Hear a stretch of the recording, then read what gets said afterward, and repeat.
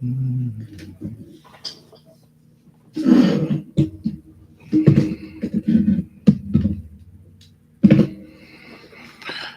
everybody.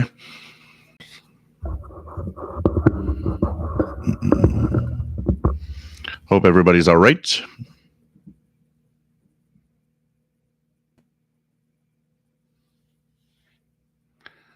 So here we go.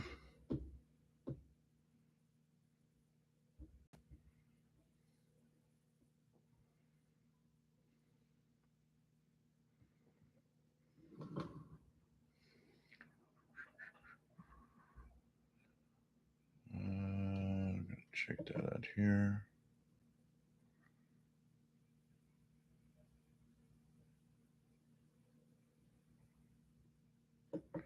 So everything looks all right. And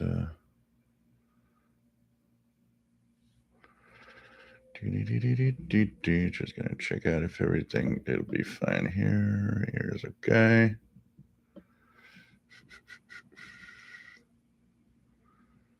Um,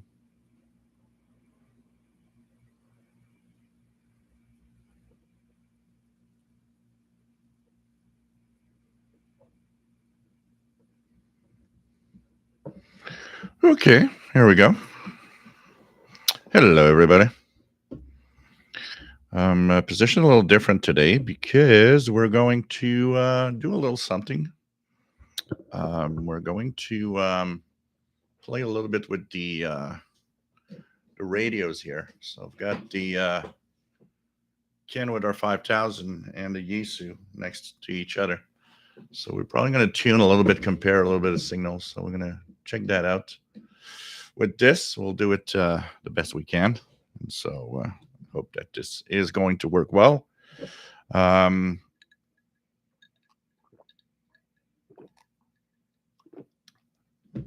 Thank you for the audio check. So this is, we're going to move this somewhere else though. Put this here. So welcome aboard, everyone. I got a lot of stuff on the radio here. A lot of things are.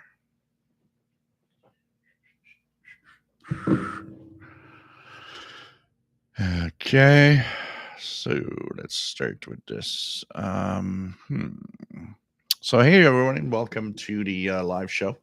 This is the radio live show. We are here every Saturday at 20 hours Universal Time. And we just have fun with radio and just, answer questions, tune the bands, do all sorts of things. And we, of course, focus on the radio. I was doing a few things, VHF, UHF today, actually, including listening to what I haven't listened in a long time, a D-Star net using my ICOM ICR30. Then tune around with it a little bit to see what's around. And I'm still not much of a fan of the radio with all the RF gain and attenuation you got to play with in an environment like here in Montreal, where there's so many signals that it's just overloaded like crazy. But hey, I went around and played around with it. They actually gave me a message saying that my battery was dying or something. So I'm going to check it out if I can get a replacement battery for the R30, see how much it cost. So welcome aboard, everybody. My name is Gilles. I'm located in Montreal, Quebec, Canada, and we are here, northeast part of North America, and just talk about radio. And of course, there's a chat room with beautiful people. If you want to join in, it's a lot of fun and great people that are very helpful and just here to have fun with us in what is most of the time a very solitary hobby, as we say. So hope that you guys are going to enjoy this show. There's a Facebook group. When this is over with the Facebook group, you can go and join in the fun also when in between the live shows. Lots of people participating, sharing what they're listening to and so on. So this is a lot of fun to be here and to talk about radio and listen to the radio and share with radio. I mean, this is cool because, I say it all the time. This is rather solitary, and for such a long time, probably a lot of us were pretty much alone in our own little, man cave, doing the radio thing because nobody else is really interesting. So it's kind of cool. So welcome aboard, everyone. We're gonna start here. Jeffrey McCord, nice to have you on board. David's Radio Room, nice to have you here. Rob, nice to have you on board from Phoenix, Arizona. Master Players Radio and Television Plus Gaming, nice to have you here. Bobby, WA5107 SWL, Morgan City, Louisiana. We have David's Radio Room, nice to have you here. We have, says a lot of static medium wide this afternoon. Also heard some wideband radar type signal above 15 megahertz. A lot of it is happening there.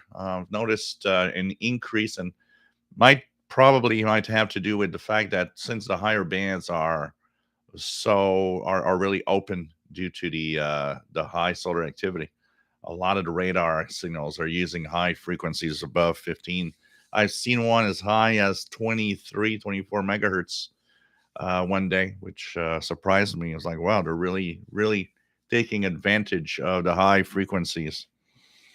Robert Cross, nice to have you on board. We have KW61, nice to have you here from Tucson. 108 Fahrenheit today. That is way, way, way too hot for me.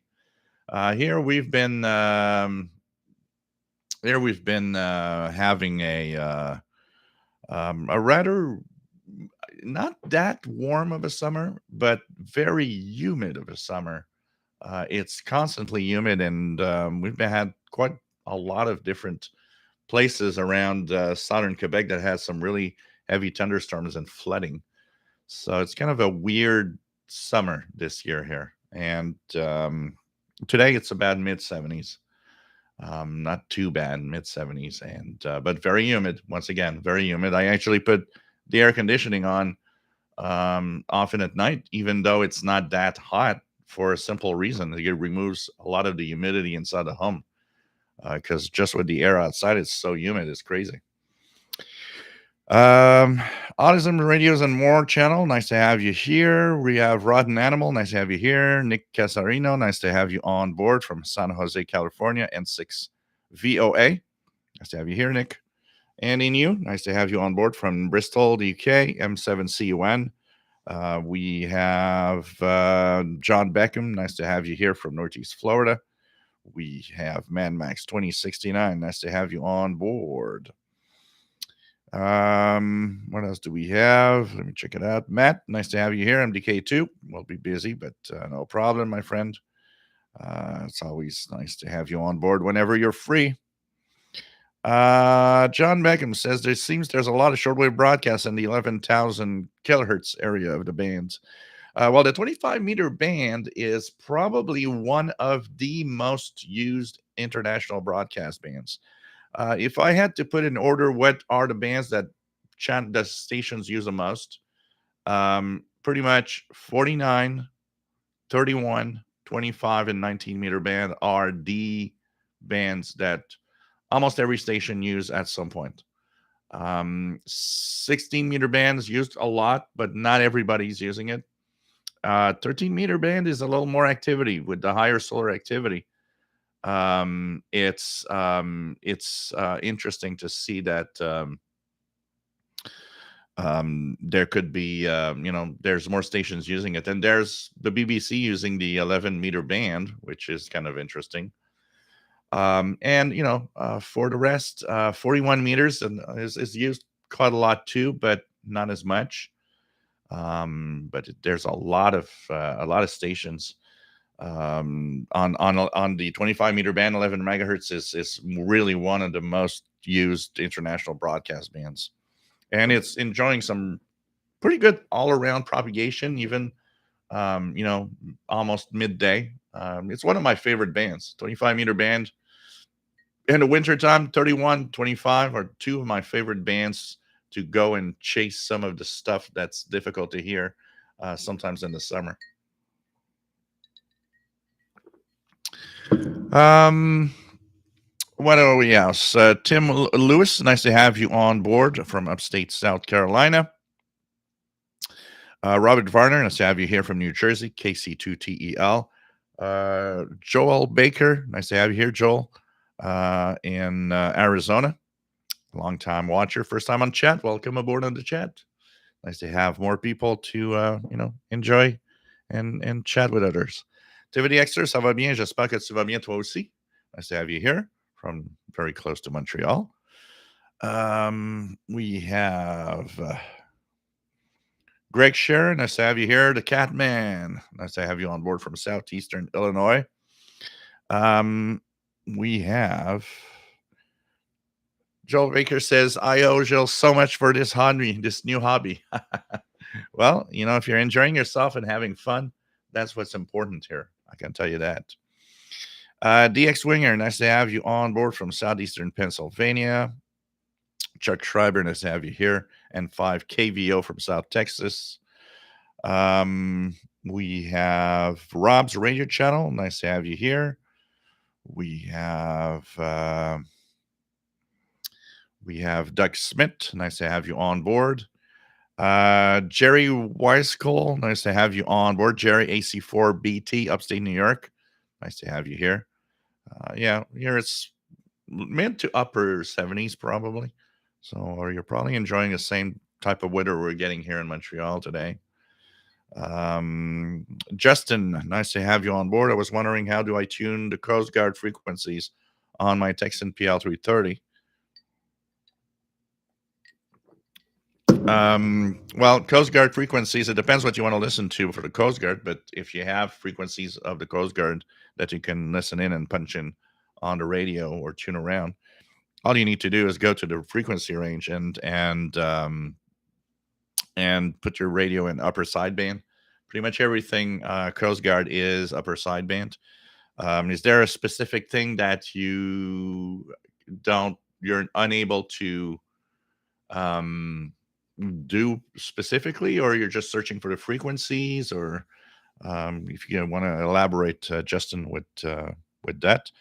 John Hummel Newell, nice to have you here. VE5JHN. Rob's radio channel. Yeah, sure. Here you go. Oh, this is interesting. If I do here, okay, I'm going to check something here. So when I go here, yeah, I don't have my options. That is interesting. Why don't I have, I don't have the options because I'm not on the right computer. That's why. Oh, I know. Let me just go here. Get your name on the real channel. I was wondering why I didn't have all my options. Rob's a radio channel, so here we go.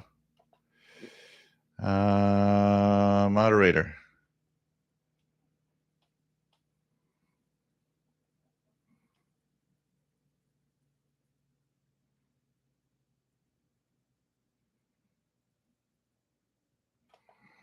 Well, there's a new option now. There's standard moderator, and there's kind of a higher type moderator that is available. That is interesting. So there's a difference between both. I'm going to check out what's the difference, and at some point, maybe possibly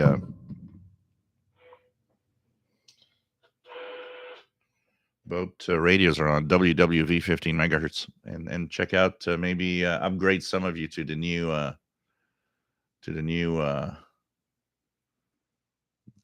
one.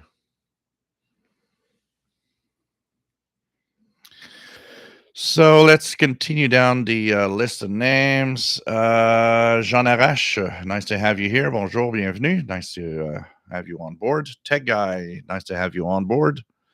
Garrett Brennan, nice to have you here. Matt Hawkins, nice to have you here. We have Philip Jones, nice to have you on board. Joseph, nice to have you here from San Francisco Bay, California. Am scanning everything possible with the unit BC125AT and Texan PL368. That's the way to do it. Have fun with radio. Sir Maximus Hardwood, nice to have you on board from the Detroit area. What else do we have? Shortwave Radio Archive, nice to have you on board. We have Darren Rogers, nice to have you here, Long Island, New York, KB2AHS.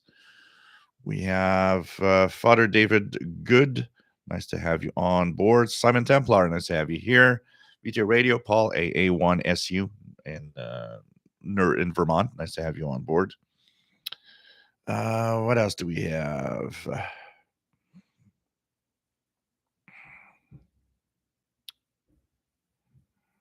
Just gonna find where I was. Here we go. Okay, here we go. Da-da-da-dum-da-dum.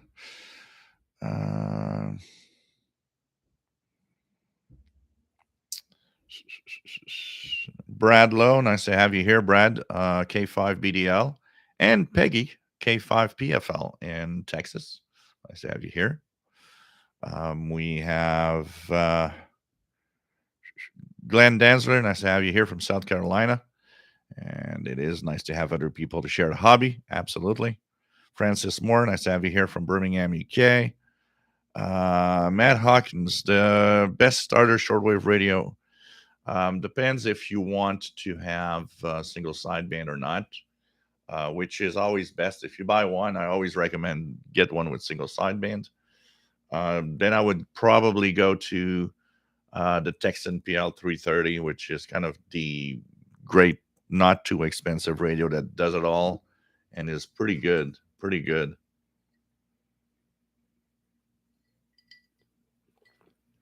So, kind of interesting to check that. Jeep Girl, nice to have you here. What else do we have? And without SSB, like John Beckham is saying, the Seawood on or XH Data R108. Not bad. Not bad. Pretty good radio, too. It just doesn't have single sideband. It does have other features that are interesting, though, that the PL330 doesn't have. You would have the airband, VHF airband, and you would have also the no, that's the VHF airband. That's pretty much it. And it's a great all around radio, honestly. Also, Brad in Amarillo, nice to have you here from Texas.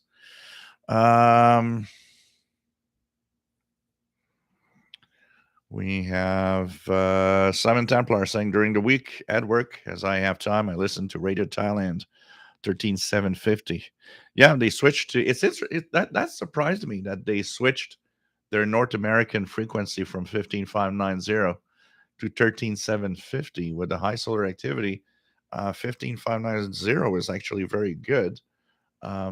Since they're on 13750 here on the East Coast, been having a hard time getting them. I'll check. We'll check the. I'll check tonight again, but we have so Nick Carcerino, nice to have you here. Michael, nice to have you here. Likes 49 and 41 meter band. We have Risto, nice to have you here from Sweden, SM0SBT. Nice to have you on board, my friend. Kevin, nice to have you on board. Spent a great day in the ocean and laying on the beach. Pretty cool. Pretty cool. Great time for that. Nice to take some time out also. Sideboom, nice to have you here. And so nice to have you on board from Southwest Louisiana. Neil Rigby, nice to have you here from the UK. We have Dwayne, nice to have you on board. Justin, I just wanted to listen to channel 16 of the Coast Guard. Well, that's on the that's a VHF channel. The VHF channels are for the on scanner radios. You won't tune that on a Texan PL330. The local VHF channels for Coast Guard RV are requiring you to have a scanner radio of some sort or an SDR that goes to the VHF range.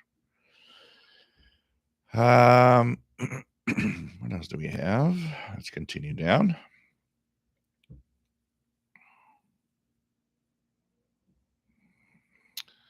What do we have? What do we have? Anything else? So going down, going down. Okay. Trying to catch up where I was.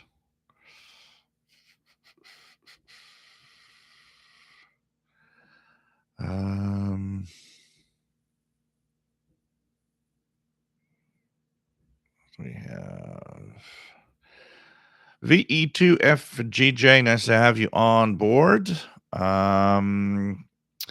your NFED, what is your usual noise floor level at 20 meters? Is it worse on 80? The lower I go in the band, so the 80-meter band, 40-meter band, 160-meter band are very, very noisy. As I go up, it's less and less noisy. Typically, with the NFED, I have less noise 20 meters and up, so 20, 15, and so on. Those are actually better on the NFED than on the MLA30. Mostly because my signal to noise ratio is better. But if I go down the frequency range, like on 40 or 80, it's crazy noisy on the NFED, and it's quieter on the MLA30.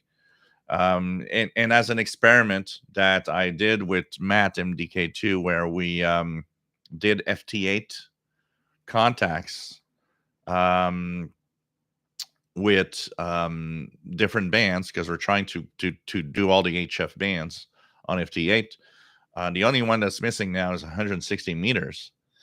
And when we tried 80, 80 was tricky. We had to try quite a few times before we were successful on 80. I did an experiment. I put my SDR with the MLA30 on the FT8 frequency with the software for decoding. And I, of course, had the computer here running with FT8 on the NFED on 80 meters. And what I noticed is that I could see, for example, if I called CQ on FT8 on 80 meters, I would see some people come back here on the NFED. But I noticed that on the MLE30 with the SDR, I was seeing people coming back to me that I couldn't see on the Yaesu. So that just showed me that my NFED was extremely noisy on 80 meters and that the MLE30 was better. So this is kind of interesting because it showed me that, it was something that I already knew on certain bands like 40, 80. I probably miss out on a lot of people coming back at me because my signal goes out there, but my receive is bad. So there's a lot of them that are trying to come back at me, but they're in the noise. So I'm stuck with, not really hearing them. But overall, my environment is very noisy. So overall, even the quieter bands are still noisy compared to probably a lot of hams that have a better location. Here, when I'm running like on 20 meters, if I go on 14.2 as an example, I'm always running. Oops. I'm always running without any amplification. And if I look at the level that I put my my display, right now it's not too bad. I could put it plus 9 dB, but so I could actually put the amp, a little amp 1 here. You see, that's where I start getting some noise that actually elevates my S meter. But you know, if you think that I put my one amplifier on the RF and I'm still not too bad, I think it's pretty cool. It's not that crazy noisy, and overall it's okay. It's okay.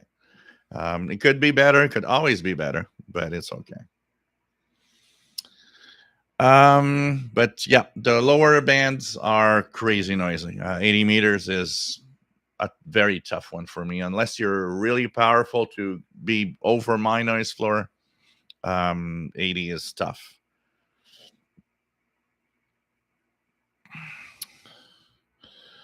What else do we have? Kenneth from Louisiana. Nice to have you here. Thank you, Rob's Radio Channel, for your tip. Much appreciated. Goes to the radio fund. If anybody wants to give a tip, you can give it there with the chat. You can also, somebody said that I should do this every week, so I'll do it this week. PayPal donations are accepted.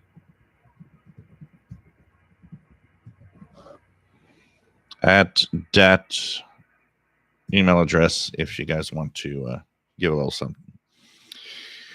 RY491, nice to have you on board, my friend.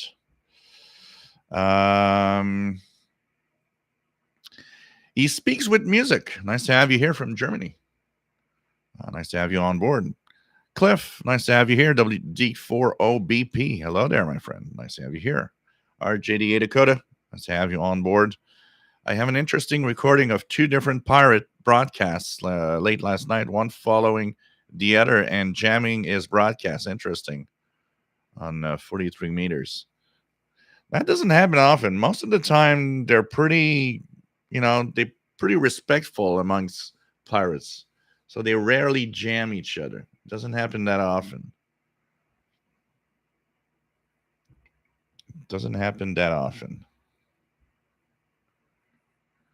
Yes, I will check my email, Simon.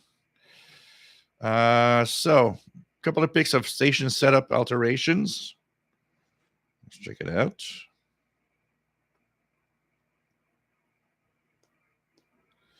Let's check it out here.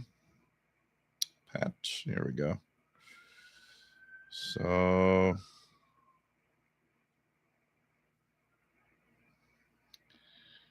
pretty cool. So this is the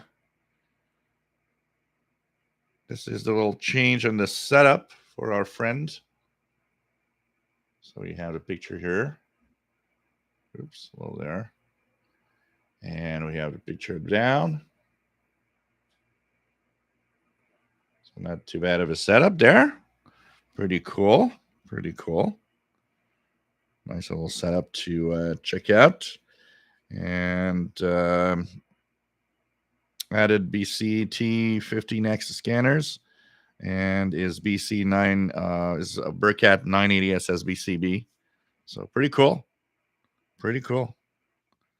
Nice to see the nice shack there.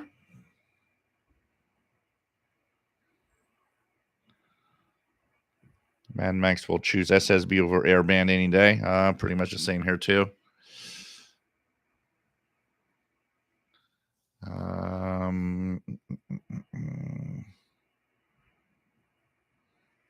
What else do we have?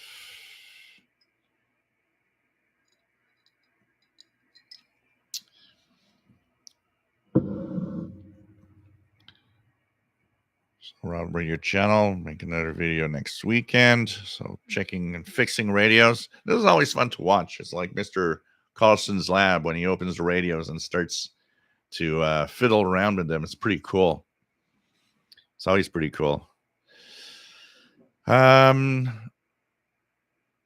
Garrett says, milestone this week, tuned 3 local non-directional beacon radios on the long wave bands. Initially thought they were some kind of spy channels. They emit 2 or 3 letter Morse identifiers, about 10-second intervals. Yep, a lot of them. If you go to a very no noise at night, you'll be surprised. And there are going to be some hands for some of you in a few seconds. Mm.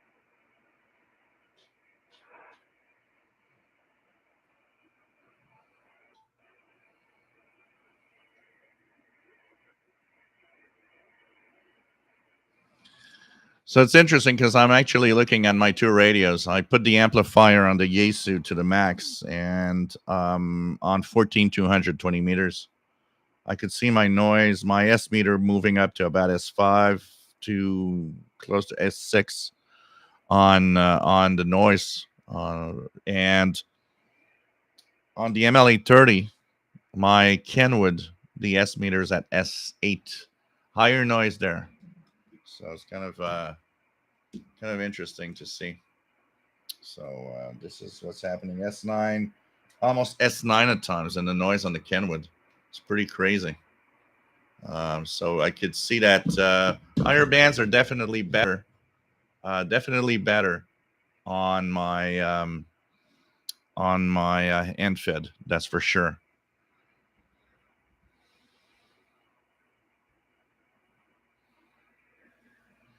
Mad Max 2069. Yeah, I did have, and I thought about it, but I don't want to spend a lot of money on anything antenna. I've had my share of spending for antennas. So if I do have something that will be good for transmitting, I might actually go more into the um, building it myself phase, which will be much less expensive. Um, if I had known, because the W6LVP loop that I got for receive many years ago, there's a version for ham radio which also lets you transmit. If I had known, and for the price that I paid for it, I would have purchased that one instead, which would have given me the possibility to use it as a ham antenna for my transceiver, instead of the end-fed. But anyways, it's either that or looking at the possibility of, would it be possible in the lower bands, for example, to switch from one antenna to the other when I transmit, use the end fed, and when the transmit's over, switch back to the loop. If that would be possible in some way to do it, I could use, in the low band, because it's really just the low bands I need to do that. 40 and below, I could, transmit with the end fed, and then it would switch automatically to the loop when the transmission is done. I don't know. That could be some. M Stacks, nice to have you here from San Francisco Bay Area. I'm hearing somebody on 14200 right now. René Charbonnier, nice to have you on board from the Netherlands. The Win 1960, nice to have you here. Sal Domino, nice to have you here. KM4PPV, nice to have you on board. We have. I forgot that the donation goes from when the my other channel, Windows Computers and Technology. I'm not logged into the same channel.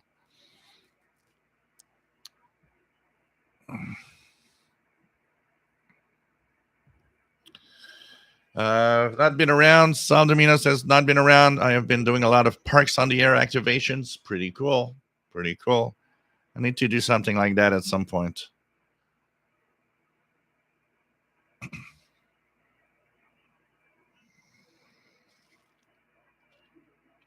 N6RLS. Nice to have you here from Berkeley, California.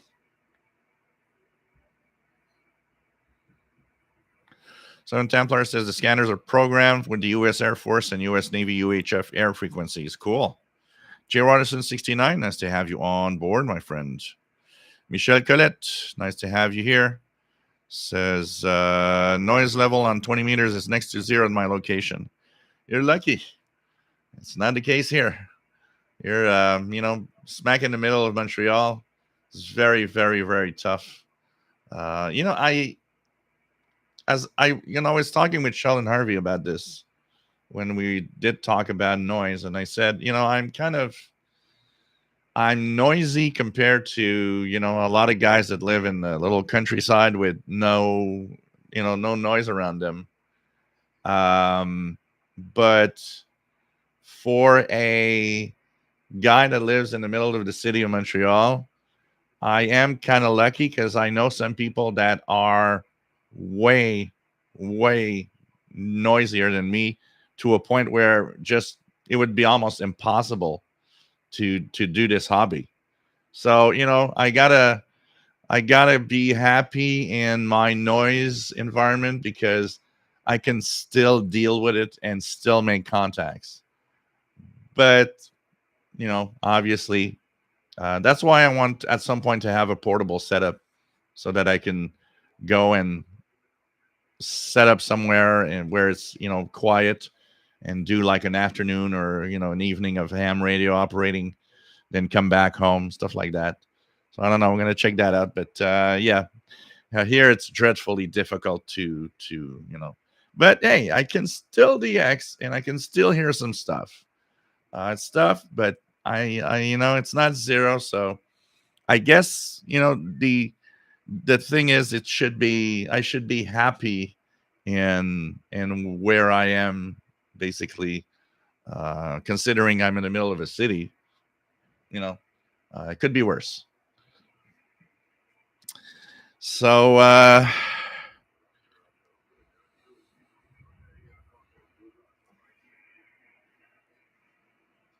cool, Rob. Hope you can fix that Greenwich Satellite 6100. There's one guy on a channel that is that reviewed the Grundig, and he reviewed it and tried to fix it, and he ended up just unable to do anything because he found it way too complicated. So I don't know. Hope that you can figure it out. Mine is still, it works, but now the main band rotor, where there's the band where you choose your band, doesn't spin anymore. All the rest works. It's just that. So I got to listen. And figure out, what band I am on. Once I know, then I can just tune around and kind of figure out where I am. But unfortunately, the rotating bands doesn't work.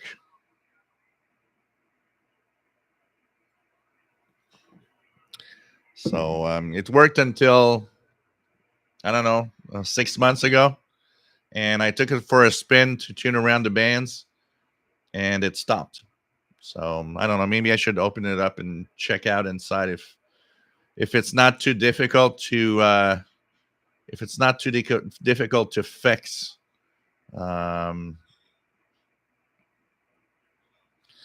Well, if you do that, I will check your video for sure to see how it is, and maybe fix it myself. That'd be kind of nice, because I'd like to have it back, up and running. That's for sure. It's really, definitely a nice radio. John Beckham, yes, CQ. We are here. Yeah, you know what, Garrett, for the non-directional beacons, there's different powers. The best list for that, and I'll share it with you if you want to identify because some are in the kilowatt of power. Some are very powerful. Um, Non-directional beacon list. This is the one of the best. This is one of the best list and very up to date from DX Info Center. It's maintained. It's maintained by William Hepburn,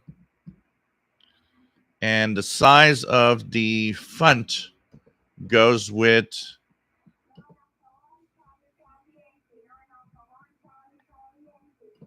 9 Alpha 1 Charlie Charlie Yankee, just trying to make contact. And here we go.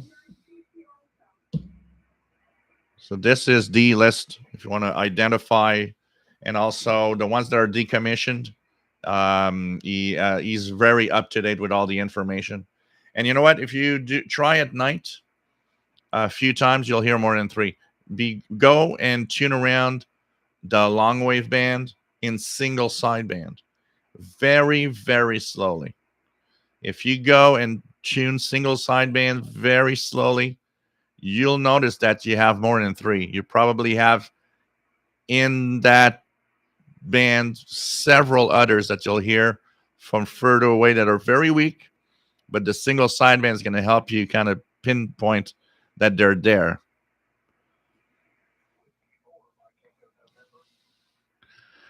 So let me know some of the time I'm in the park with my Yaesu 891 and vertical antenna making contacts. That's cool.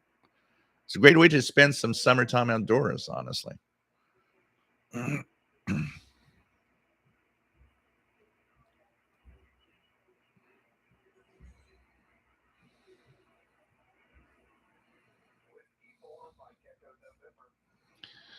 Um,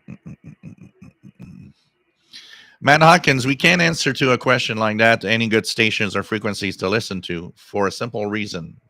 It depends on where you are. It's not the same for everybody. Shortwave isn't like AM FM radio. Shortwave is more localized. You'll hear, depending if you're on the East Coast or the West Coast, or if you're in Europe, we don't hear the same thing at the same time. Sometimes we do, sometimes we don't. So it's not. You got to look at schedules, and so to see that, you got to look at the different schedules of the shortwave frequencies or anything that's out there. And you know what? The best thing, Matt, is to tune around. Just take the radio for a spin and tune around slowly. Learn your bands. Learn where's the utilities, where's aeronautical, where's the international broadcast bands, and so on.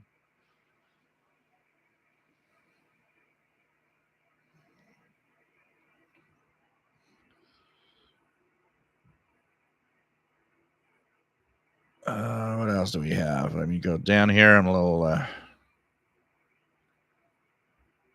Okay. Saldomino spent a lot of money on HF antennas. Paul Taylor, 160 in the UK, the last of the summer wine brigade. Come on every night on 1933 kilohertz to complain about the young whipsnappers on the bands. John Beckham says Ray Spain's coming in well on 17855. Let's try it out here. Let's try on the Kenwood.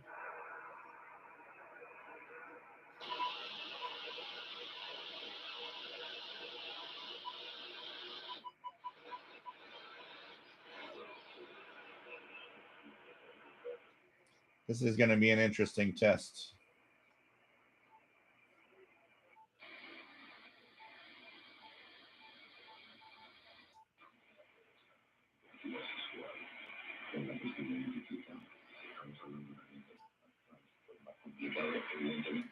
So there's really a difference between the NFED and the MLA30 on the high frequencies. So the Kenwood R5000, if I go here, go down a little bit. So the Kenwood R5000 has a lot of noise.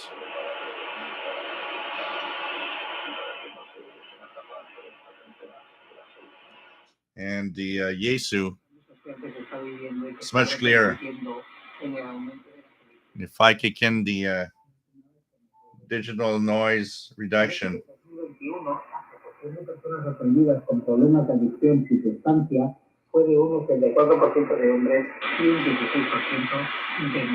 you could see it on 17855. I have way better receive on the end fed. The higher frequencies are definitely better.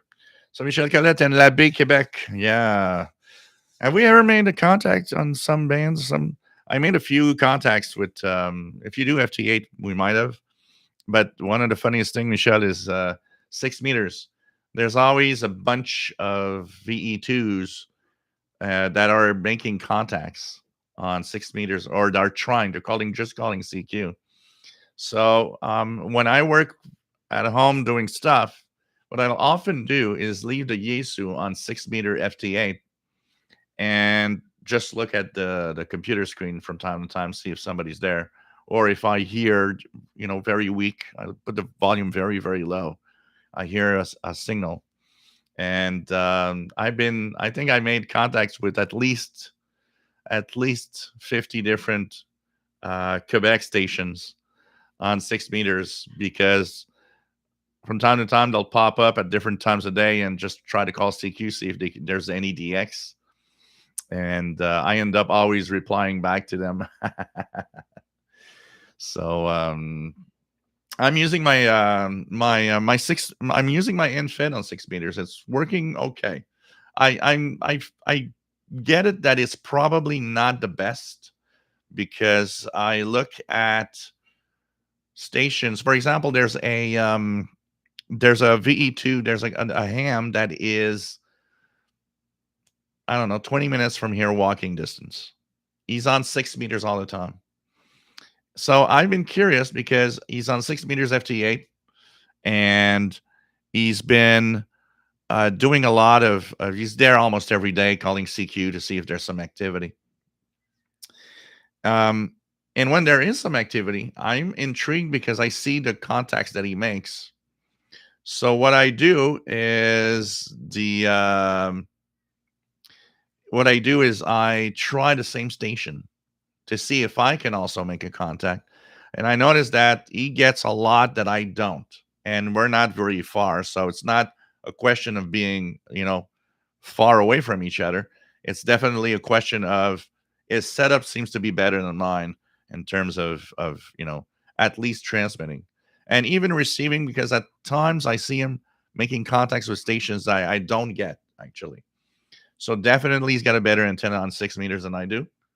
But we do the best we can. But I was thinking of, because I had taken down my Discone, my Tram 1411, which is capable of 6 meter activity. You can use it as a transmitting antenna. I was actually thinking, because there's in my backyard, I used to have the W6 LVP that I took down because I don't use it. And the other reason I took it down is because I was afraid that when I transmitted 100 watts on the Yesu, I'd blow up the amplifier of the W6 LVP because it was too close. So I took it down from there because that's where I transmit. What I thought of doing is I still have the wooden pole that my W6 LVP was on. And I was thinking that I could maybe put the disc cone on it. And if I want to do 6 meters, quickly do a little, go in the backyard, because I can, with my hand, I can actually access the coax connector. Of course, I could use a switch or anything, but I could at least, if I want to do 6 meters temporarily, unscrew the coax, put it on the discount, do my 6 meter stuff, put it back on the end fed when I'm finished.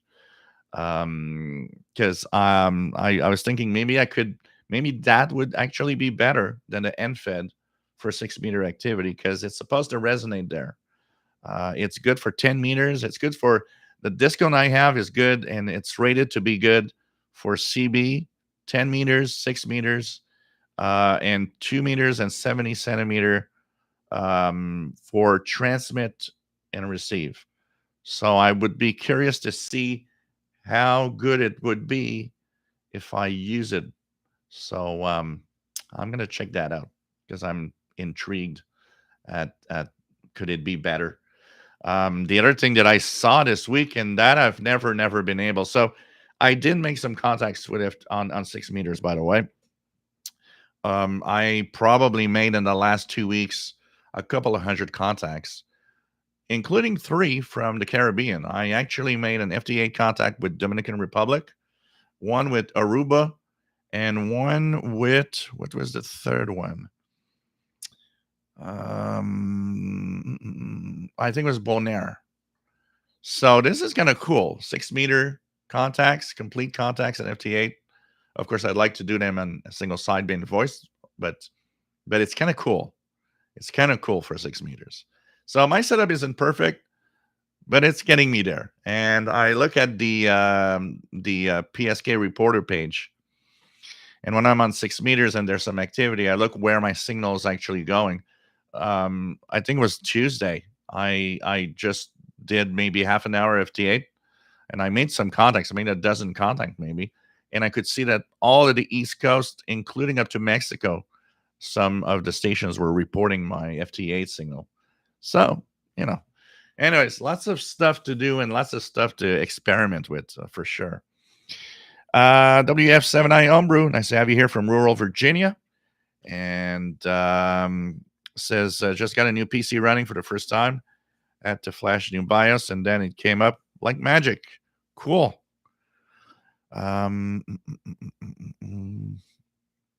Miguel Molina, nice to have you here. Carl Icon, nice to have you on board.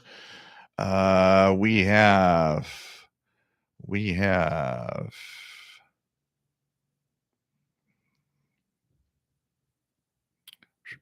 John, Tampa, Florida. Nice to have you here. Stormtrooper, nice to have you on board. Can that program in the background play on the ICOM 7300? What you see here is the actual screen of my Yaesu. One of the cool things about the Yaesu is there's an out DVI output for a computer screen. So it's not it's software, but it's the radio's own interface that you see on that screen there. So nope, you cannot. And I don't believe the ICOM 7300, I believe, doesn't have an output for a screen, for sure. What an animal? Are you a technician? You mean in the ham radio? Well, here in Canada, we have three different licenses. We have the basic, which is gives you VHF, UHF only capability. Basic with honors. This is what I am, which is any band you want. And of course, there's some restrictions of things you can do, and power levels. But for the most part, basic with honors, anywhere you have access to every band. Then there's the last level, the advanced level, which I'm thinking of maybe getting into. I think I'd like that. I'm gonna check it out. So the higher level that gives you more capabilities. For example, the higher level, one example that it gives you is capabilities. For example, you could put up repeaters, stuff like that. You're not allowed to yourself own and put up a repeater on the basic with honors, but if you're on the advanced, there you can own and set up a repeater if you want on VHF, UHF, stuff like that. You can on the advanced, you can actually create your own hardware. You can build your own made transceiver if you want and use it. On the level that I am, you can use commercial grade kits. So if there's a QRP transmitter that you could buy, that's a commercial grade kit that I can do and operate. But if it's not a commercial kit, if it's something that I design myself, you're not allowed. You're allowed only to on the advanced. And there's all sorts of stuff like that. There's power limits and lots of other things. You can also be, one of the guys that teaches the ham course if you want on the advanced. So, anyways, we'll be checking that out. WSI Ombrew replacing his whole ham radio shortwave computer that died a few weeks ago. So pretty cool. Have fun. Um,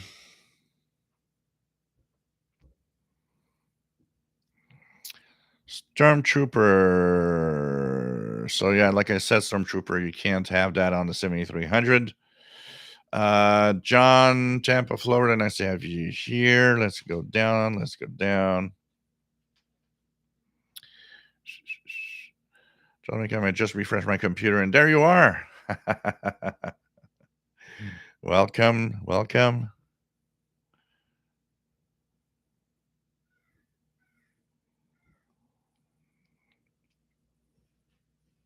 What else do we have? Hey, Greg, nice to have you on board. I will say hi to Paul and his girlfriend, Mignon. They both were a big chunk of the day here on the balcony in the backyard. Penny C, nice to have you on board. Says, like your walk in the park radio listening videos. I was able to hear 11780 pretty good. Pretty cool. Well, I enjoyed the evening, and I kind of found it interesting to see. One of the two evenings was cut short because there's just too many mosquitoes. Because when I went with the Texan PL 990, I really, really would have wanted to do more videos of that, and I would have enjoyed following an hour or two. I actually had it was so funny because when I got to the park and I took the big chair, it's like a huge chair, and it's really heavy. It was in the very high grass part of the park, and I wanted to be in the low grass part, so I pulled the chair up to the low part. So there's this young guy that comes over and says, sorry to bother you. That's why I cut short. The 20-meter video was cut short because as I was tuning, the guy approached and started talking. So I stopped the video recording. And he looks at me and says, by any chance, would you have found a smartphone?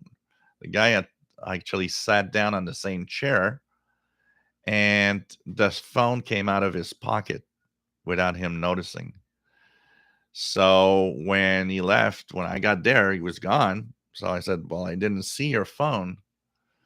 But he was looking around where I was, and I said, well, by the way, your phone should be over there because I took the chair from the grass over there and brought it here. So it shouldn't be here. It should be over there in front of me. So what happened is I told him, I said, give me your phone number. I'm going to call you. Your phone's going to light up.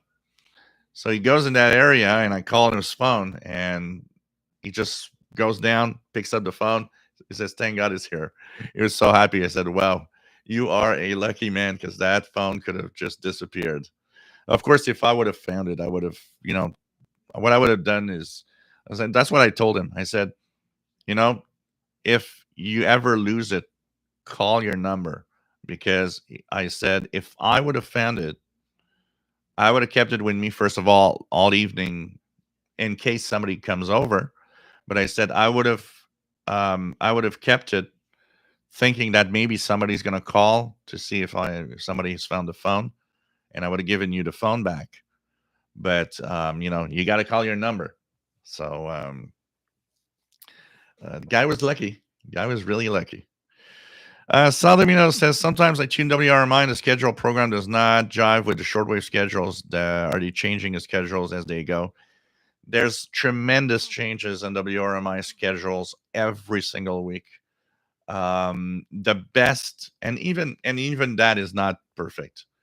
The best is to go to the WRMI website, but the even there it's not perfect. Even there's stuff that's not there, and there's a lot of the broadcasts that I've been actually going down. We're going to talk about this in a few seconds.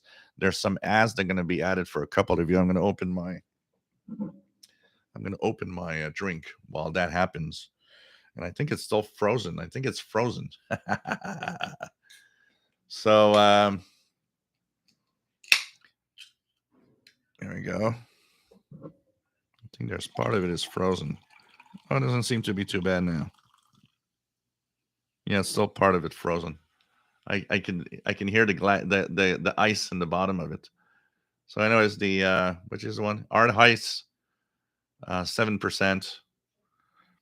I had one left from last week, so I'm gonna keep the rest because there's ice in it. So as it melts. So cheers, everybody.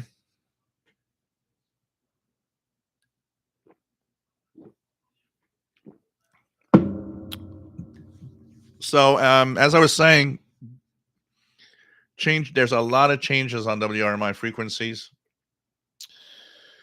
What I would say is go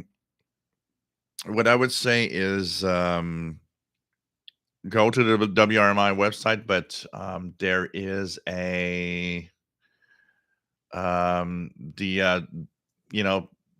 Radio Slovakia, the Czech Republic broadcast, Radio Prague, stuff like that.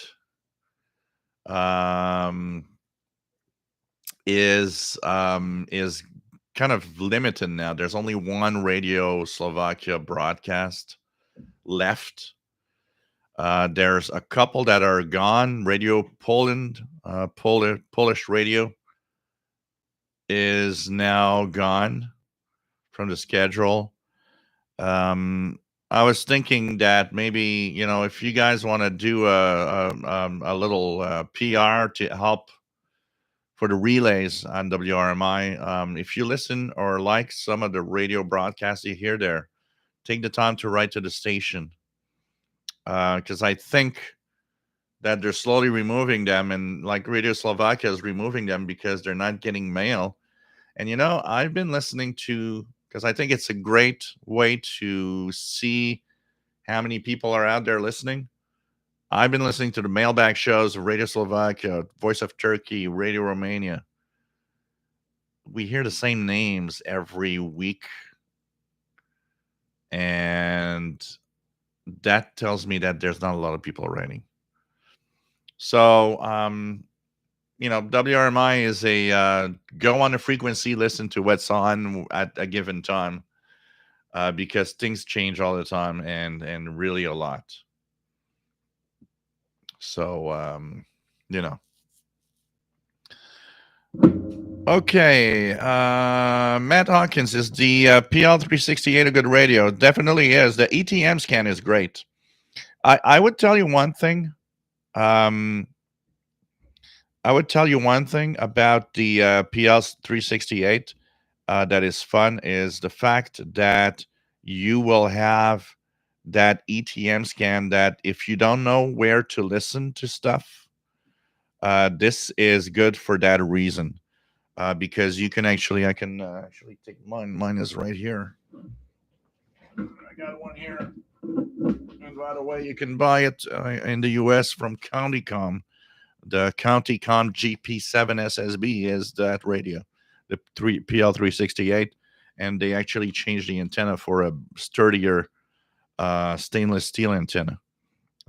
So you can actually get it from CountyCom in California, and with really good service too. So if you don't want to buy it online to some unknown seller or whatever, get the CountyCom GP7 SSB version. I'll buy it from the US, and it is the Texan PL368 in reality. So this is the radio you're talking about. This is the orange version for the 368 from Texan. Of course, I got the GP7 SSB version also that I've been using a lot. Actually, I want to one of the evening in the walk in the park that I want to do next week. One of them will be the CountyCom GP7 SSB, and we'll be doing some ETM scans with it.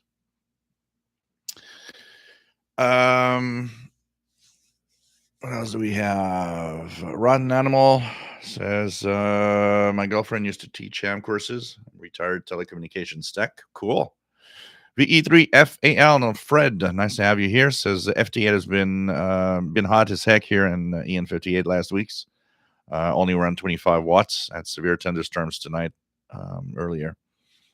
Yeah, it's been open almost every day. 6 meters been open almost every day. Random signals. Nice to have you on board. Says you got to get the matching speaker for the Yaesu to complete the setup. Yeah, no, I don't want to pay. Personally, I don't want to pay the high price for that speaker. I'd rather have another type of speaker. Right now, I'm using the old realistic speaker, which just sounds good, but I'm not into buying that. It's like the Kenwood, they had a matching speaker. I find these too expensive for what they are. Yes, they are beautiful because they match the radio and everything. But I'd rather buy some good speaker from some brand that will be half the price and be as good. But it's that's me. Finally got two letters, VE3EC. Cool.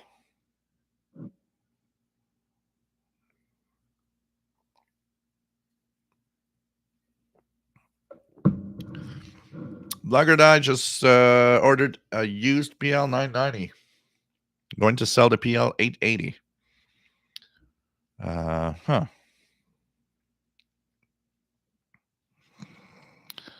What do we have here? No, year didn't go by yet, but I for the summer I like to have a little something. But I'm not back to the level that I was before the year started. I used to last year I was drinking, going out to the bars with friends and just things like that, drinking a lot more frequently. Now it's just like this live show here, and maybe if I go out, but I do have rules that I respect concerning the year. And if I go out to the bar, for example, it'd be um, one beer, two max, and the rest of the evening is water. So that I kind of still follow some rules like that.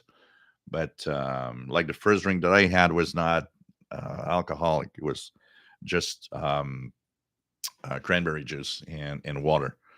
So I follow the rules like that, so not to I don't have as many drinks in a week cumulative as I had in the before I started the year. What else do we have here? Let's check it out. Yeah, it's probably just the water that's frozen. I'll let it thaw. Well, here we go. I don't think the alcohol does, because I know that when I had a vodka bottle in my freezer, it doesn't freeze. So here we go. I think it's pretty empty now. So I put the rest of it.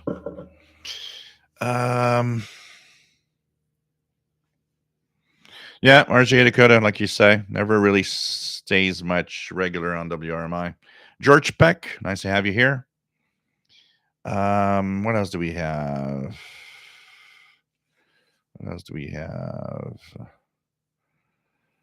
Actually, what happens is the 501 doesn't eat batteries per se in the circuit, but what happens with the 501 RY0491, and people don't see that, is that power amplifier for the audio is extremely powerful.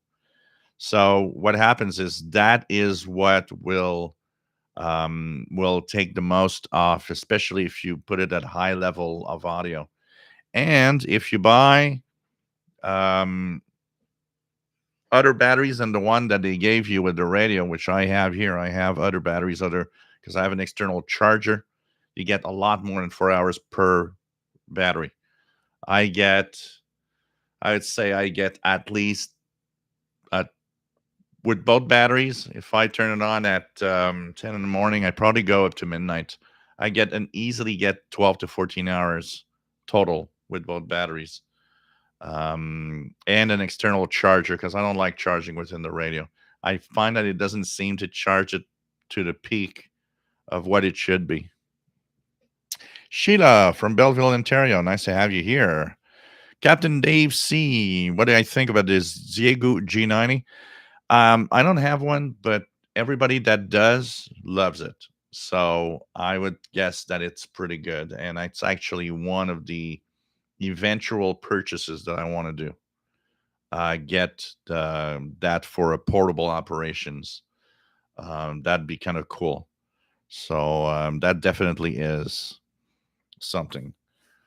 And I'm actually trying to get a little something here because there's something that's be coming up, and there's a couple of people here in Montreal that might meet up together. I'm not going to say anything more because it's not something that's that official yet. But one of the person that will be invited has a Belka receiver. So if that does happen, I'm planning to ask that person if she could bring the Belka receiver so that I can play with it, and maybe while the gathering is happening, make a few videos and give my impressions. I would probably bring something like a Texan PL990 or some other radio with me to kind of compare and see what I think of the Belka. So that would be a nice way to do at least a few videos of the Belka, even though I don't own one. So hopefully that could happen. It'd be kind of nice. Um, Ari Cat 5e, nice to have you on board. 368 is cool, and the and the Conicom GP7 SSB and the ETM functionality to search for stations is really really nice. What you do is you just press a button, scans the international broadcast bands. So for somebody that isn't knowledgeable, is new to the hobby, finds it kind of difficult to know where things are and what I can hear. That ETM scan is cool because it's going to scan the international broadcast bands, and then you just scroll through whatever stations it found and see if what. Then you can use an online frequency list of schedules to match what you're hearing. I think it's a great way for somebody that's starting um, to hear stations. The Texan PL330 is good for that also because the ETM scan is really really good. So it's pretty cool. So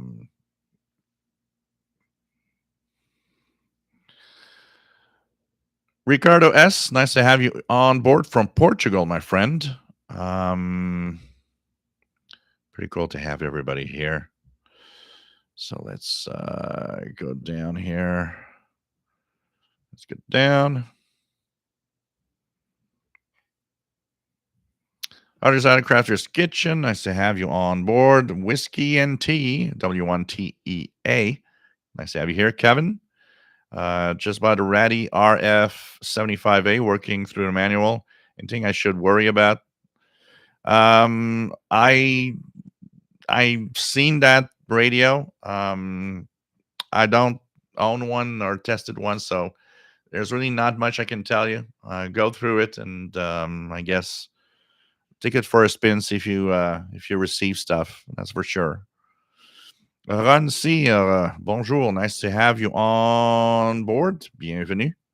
Hope you are well.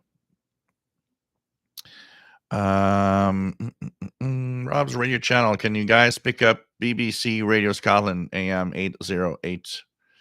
Not. There's a few hets, a few Etherodyne that are popping up on the AM band from time to time when I look, and some of them are from the UK. I had 882. There was a DX test on 880 kilohertz, and I'm pretty sure it's 882. So, anyways, we I tried and couldn't hear the DX test because here what dominates 880 is WCBS New York. But when I was actually listening, I could hear a little heterodyne. And using the um, putting my radio in USB, I could pinpoint that the station was on 882. And when I searched online, it was like, oh, this is a BBC out of the UK, and I couldn't hear the voice or anything, but it definitely there was something there. So it was crossing the Atlantic.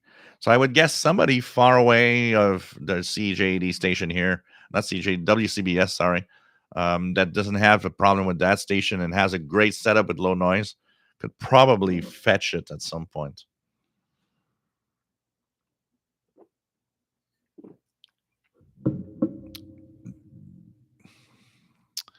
What else do we have? Blackguard I also notice how the up and down button tuning buttons work. A long press will start a search, but keep holding it down and it really speeds up. Um,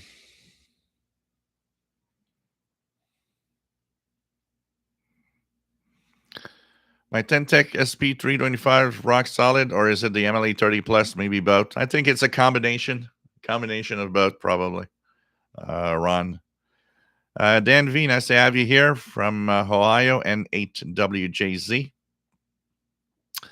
Patrick Fitzpatrick, nice to have you here. Radio Scotland on 810.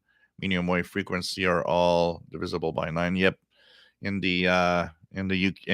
Europe, you guys are by 9 kilohertz. Here in that gives it away here in North America, because here we're 10 kilohertz spacing.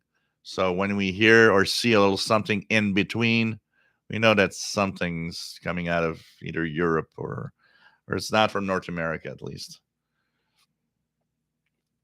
Pedro, nice to have you here from Scotland. What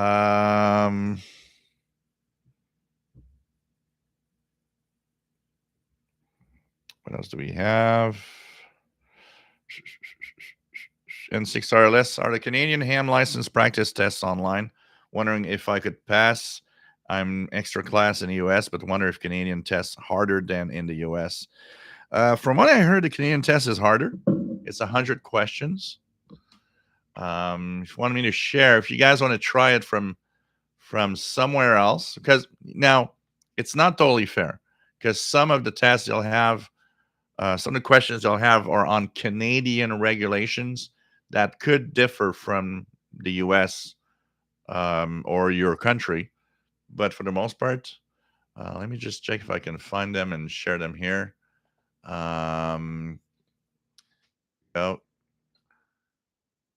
Canadian ham radio test online. AM amateur radio exam generator. Here it is. So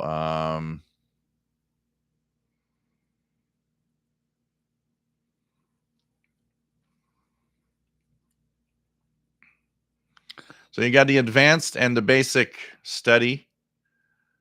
Just go there and have fun. So this is the Canadian tests. So if you guys want to see if you pass our amateur license here, go and check it out. You can go, but I never tried the advanced test. I need to try it. I never did, and I'm curious to see how more difficult it is from the. Also, I don't know how much. What's the minimum? What's the minimum percentage you need to get? Any Canadian hams here can tell me what's the minimum percentage for the advanced test to pass? Is it just 60% or you need more? Out of curiosity.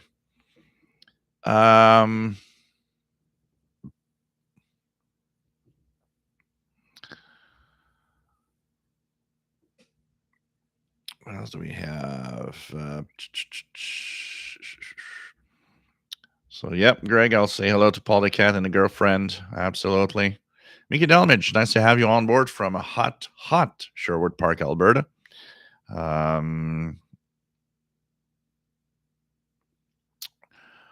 What else do we have? 80%. So the advanced Michel Colette is 80%. Wow, that's a high score. You really need to know in your days. Okay, is it still 80% today? Because in your day, I guess in your day was the I don't know how long you've been a ham, and I don't want to suggest that you're maybe old, Michel, but in your day was the Morse code. Okay, so you had the Morse code requirement in 1980. My sister Joanne was had her Heim license in 1981 ish, and she had also the Morse code to do, and she had passed her license back in 81 ish, 8081. Um, she was Victor Echo 2 Delta Papa Oscar. Today it's owned by somebody else because so she died from cancer in 2011. But before that, she did a lot of ham radio when she was living in Belleuil, and the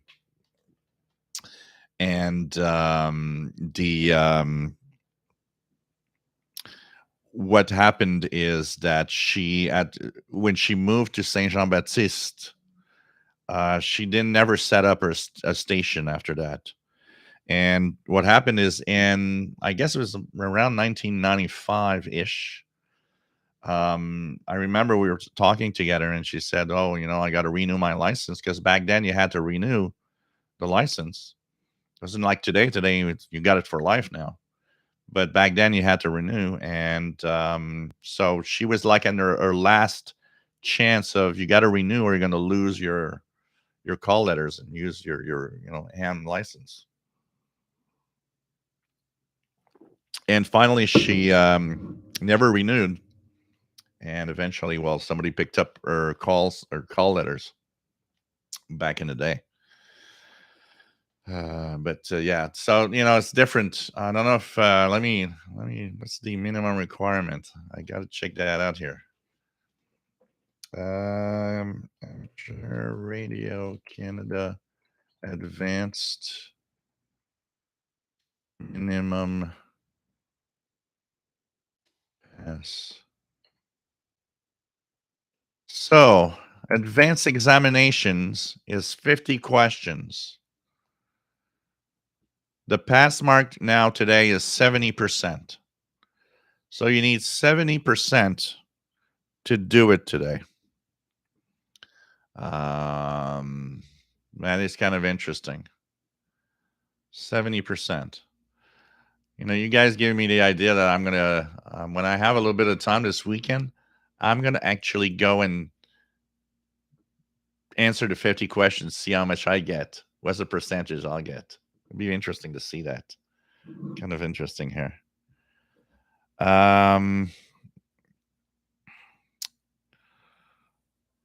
So what else do we have?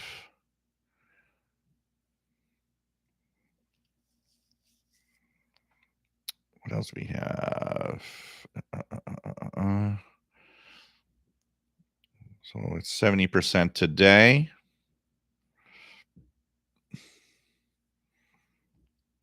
Ron says, I'm going to the Longueuil Ham Fest. Hope to see you there. Yeah, I will. What's the date for the Longueuil Ham Fest? I'm planning to go. I just, I don't know what's the date. It's usually in September, right? Is it in September? So anyways, I'll let you know if I'm going there. So it's kind of cool. Michel V2ATX. Okay. No, my sister, Paul, VT Radio. My sister did pretty much only CW. She did everything in Morse code. She was like a big fan of using Morse code, and I guess part of it also is maybe the shyness of talking. You say it. Some people a lot of hams are microphone shy, And I think that was one of the reasons also for um, one of the reasons for her keeping and being mostly in CW. So Longueuil Amfest, when is that? Let me check that out here. Longueuil Amfest. So the Longueuil Hamfest is going to happen.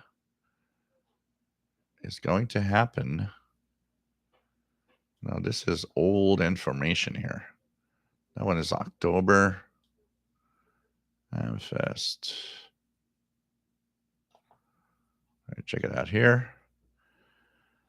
Oh wow, it's in October. It's Saturday, October 21st, 2023. So from 8:30 to 11:30.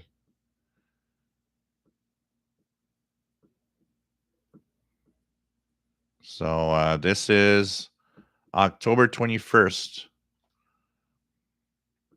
October 21st, 2023. So it's in October for the Longueuil Hamfest. But I will be there. I want to be there. Mr. X, nice to have you here. Michelle, still have VE2AKX and VA2CO. You had VE3MNN, VO2MC, and DA1CO. Wow. Traveled around. Pretty cool. Pretty cool. Joey Jojo, nice to have you here.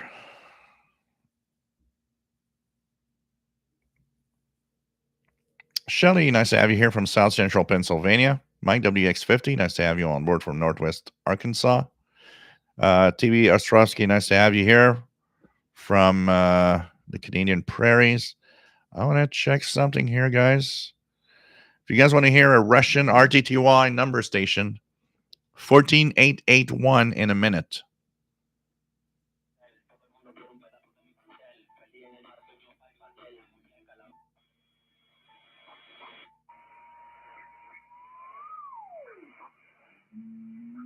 Yeah, the carrier is already up.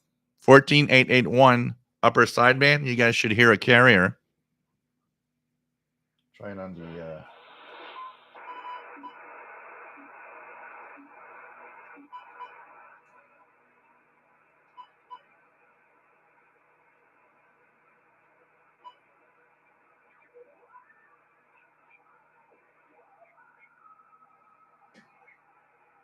Actually, the best frequency to hear it is 14880. So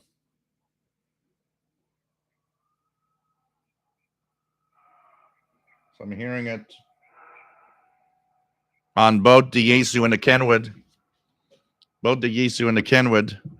So this is F06, which is a radio teletype number station. This radio teletype station is coming out of. So let me just refresh the page here to have the correct info. So this one, F06, is coming out of Moscow, Russia. So Moscow, Russia. And it can also come out of Orenburg, Russia. So this is interesting. F06A is a variant of the Russian 6-mode F06, unlike regular F06, which carries a compressed stream of 5-digit groups. F06A carries a named file. The regular schedules of F06A consist of 3 identical transmissions, 15 minutes apart. So this is kind of interesting. So they send ASCII encoded 5-digit 5-letter groups inside of a file, which is kind of interesting. One comes out as a text file if you can decode it. So is there a software? I guess there must be software somebody did to kind of take that out. So kind of interesting. So that's coming out of Moscow, Russia, or in Russia anyways, as the number station. That is an RTTY number station.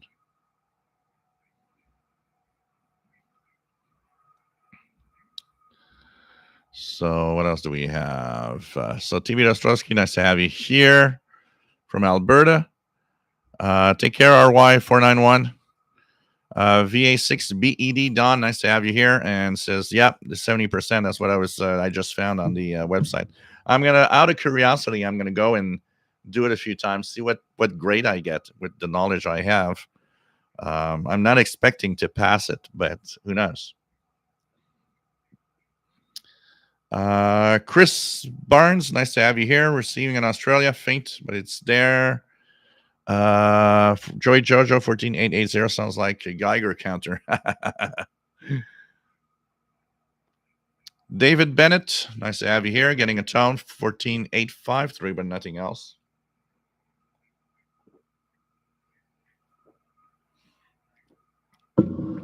Ron says coming in strong in Saint Sabah. Shelly, can you hear the number stations all the time or only at certain times? Only at certain times. Number stations, some of them, actually, there's some of them have schedules that we know. So, for example, here I'm using, for those that are interested in checking out what number stations are on the air, this is the website to do so, Prion. So I'm going to share this. This is the website that gives you the schedules, but don't only look at this website because it has a lot of stuff. I heard the Polish English numbers the other day, oblique station. I hear a lot of CW, the MFSK, the Morse code ones. Actually, there's a Morse code one coming up. But there's a lot, when you start tuning around, there's a lot of number stations that are one-time random. So if you start tuning around, and that's what actually is kind of telling me that I should go to do walk in the park a little more often, because um I might hear the some of those random by just tuning around. Also, an SDR is fun for that. You just leave it and you put as much spectrum as possible, and you check at the waterfall what could be in there. That's the fun part of also using an SDR when you're doing stuff, for sure. So these are things you can check out. Um, so tune around. You never know what you're going to hear. It's so surprising, so surprising. So I'm gonna do a little something here. See if anybody has sent an email of anything.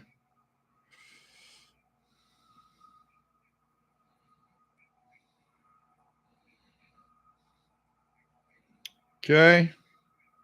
So nothing special here. Okay. So just checked the email in case somebody said hello. I don't check it often, and sometimes after the show's over, I see people saying hi. I got to get to that habit of really, getting in there. RJ Dakota says that's exactly what it sounds like, a Geiger counter. High, we have high, some high um, radiation in our radio equipment and right now. So that's a Russian numbers coming in on both the Yesu with if I let's span more. Let's check out what it looks like on the waterfall.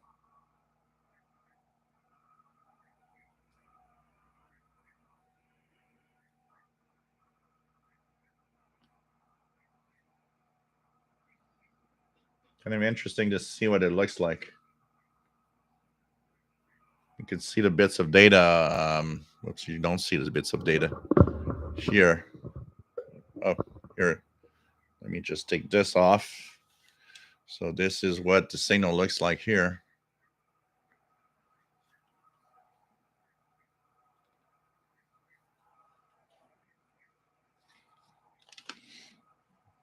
This is another radio I want to take for a spin. I haven't done it in a long time. The original Degen DE 1103. Need to do a few things there.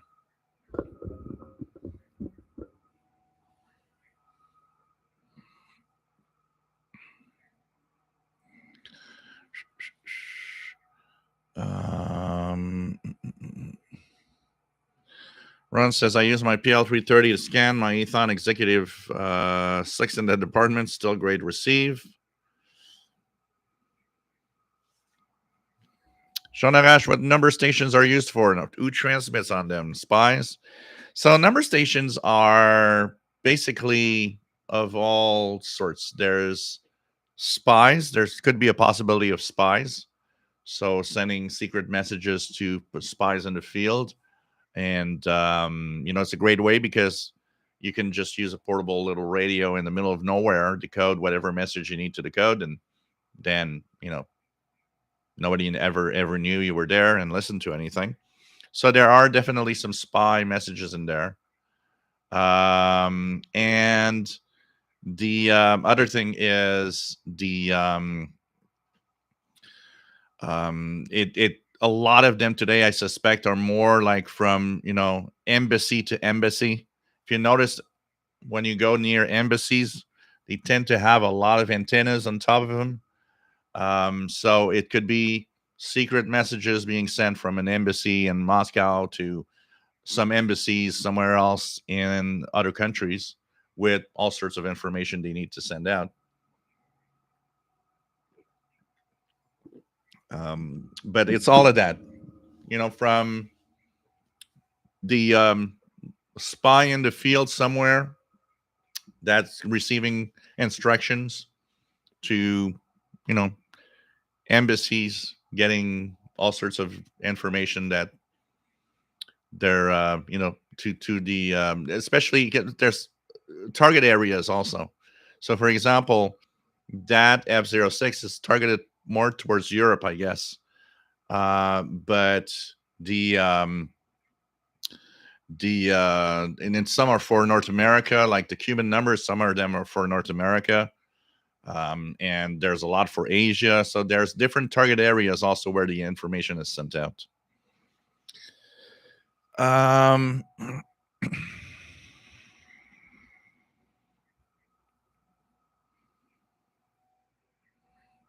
What else do we have here? Arizona Crafter, does your Yaesu transceiver have a screensaver to prevent burn-in to your monitor? Well, it does have a screensaver mode. On this screen, I'm not scared of burn-in because this is not an OLED screen. It's a standard LCD screen with backlight, so it's not going to burn in. But yeah, for things like an OLED screen, I believe the Yaesu's screen itself is an OLED screen, so the transceiver goes. If I don't touch anything after I think it's 10 minutes, the Yaesu screensaver kicks in, and so the word Yaesu goes around the screen from changes places so that you don't burn in. But also, of course, if you'd use an OLED monitor, that'd be a good thing to do, for sure. So it depends on the screen. If you don't want to have burn in, just get a standard LCD screen. OLEDs can burn out and burn in, definitely.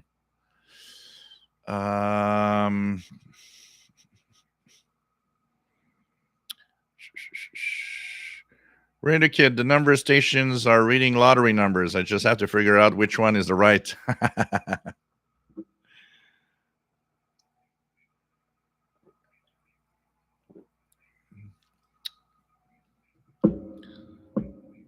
Mike WX50, I have a pixel shift feature on my OLED TV and moves a pixel across the screen continuously to prevent burn-in. Yeah, there's still remember going to and probably some of you have seen it, going to an ATM, a bank ATM, and seeing that the ATM had the same screen for such a long time, and you have all the letters of the main screen burnt in to the screen of the ATM. I've seen that so many times. So seems that just a tone now on the number station for and there it just stopped. Here we go.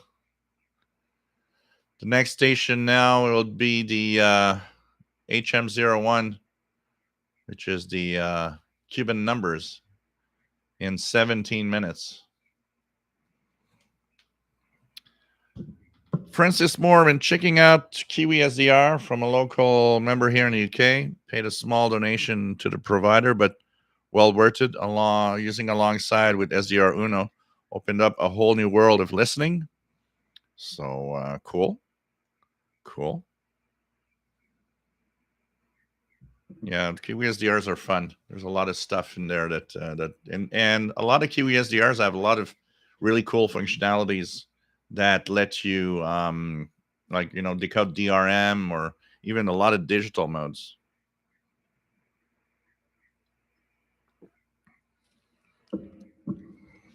Hey Joshua, nice to have you on board. Long time no see. Hope you were well, my friend.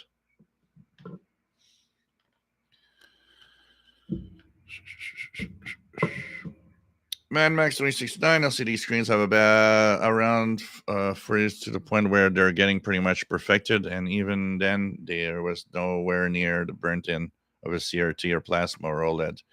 Yeah, well, LCD, because the thing is an LCD doesn't light up.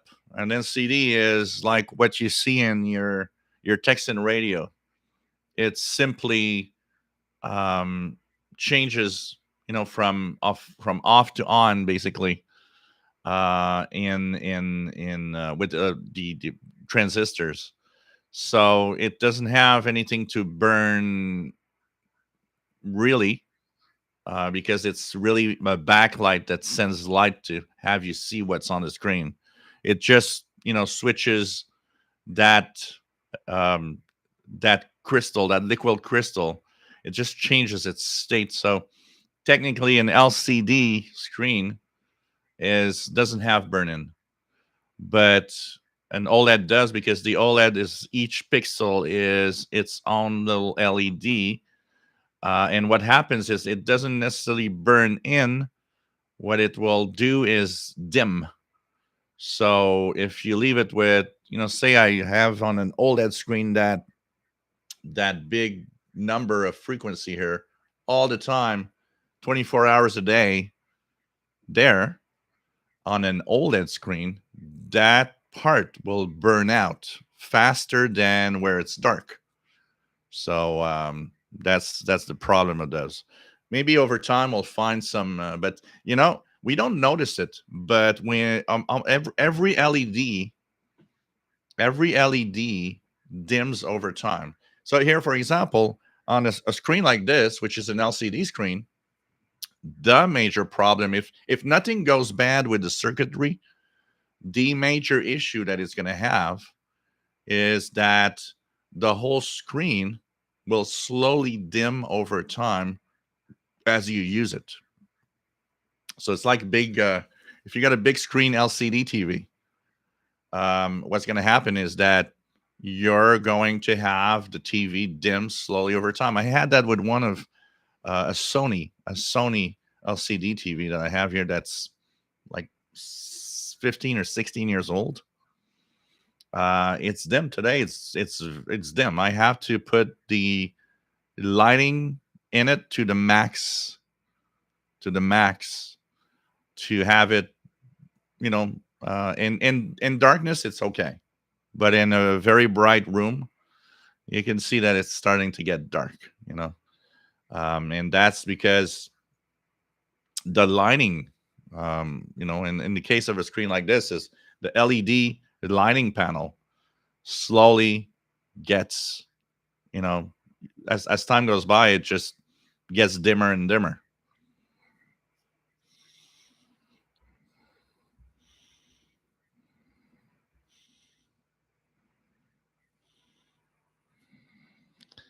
W4GOG, Joshua. Yes. Chastank, nice to have you here from Louisville, Kentucky. Captain Dave C, is it possible to hear the Russian buzzer in the Northeast? I can't seem to hear it on 4625. Be patient. Two requirements to hear it. Yes, you will hear it if it's not too noisy where you live. And there are times of the year where you'll hear it more than others. This, like in North America, July is not, June, July is not a good time. You're not going to hear it most of the time. I've heard it, but for the most part, it's not the time. The best time for the buzzer on 4625 is going to start like mid August and into the fall. You should have a spin on it at that time. Mid August, September, October. That's the time when you're going to hear it. If you have to hear it, you'll hear it there. But in the deep of winter, often it doesn't come in, and in in the high summer time, it doesn't come in. It's not very strong, so you have to really get to the perfect time to hear it. But once you'll hear it. You'll hear it. Yeah, as long as you don't have too much noise, you'll be able to hear it. I've heard it last fall, I think, or last spring. Last time I've heard it last spring, I believe. So take the time. You'll get it, but it's a tough one. It's one of those tough signals, but it's kind of cool when you hear it. It's like, oh, this is cool. I'm hearing the buzzer. It's pretty cool. Shelly, what frequency should I turn to for the Cuban number lady when she comes on? 17480. 17480 is the frequency I got here. 17480. I'll just look at one thing here. Make sure that HM01 and 480. So yeah, Cuban spy number should be on 17480. That's going to be the next target in about 11 minutes. Usually you hear the carrier before, so you're probably going to hear some carrier. I'm going to actually put the frequency here.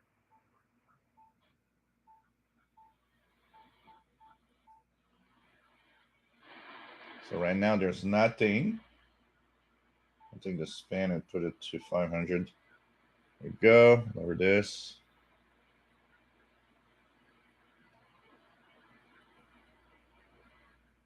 And we're going to see that at some point,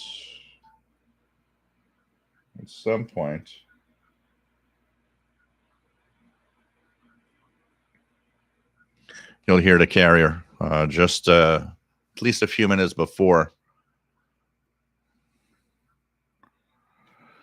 The Radio Shack and my free battery. Yeah, every month. That was cool. That was such a great idea for them. I mean, the battery cost them almost nothing, but they had you in the store. So the guy that came up with that idea is a genius. Because, I mean, you could go and get your battery, but then we're attracted to all the stuff around it. I'm sure that battery club was the great way to have people spend money. How many people went there just for the free battery and got out of there with something that they purchased? I'd be curious to see what was the ratio of that. I mean, I was a teenager that I had no money, so I wasn't the guy going away with anything else. I just wanted my free 9-volt battery, which was always the one that I took. But I'm pretty sure people that, had a little bit of money to spend, they'd get the battery and get out of there with something else. That battery was probably a gold mine for them. That was crazy.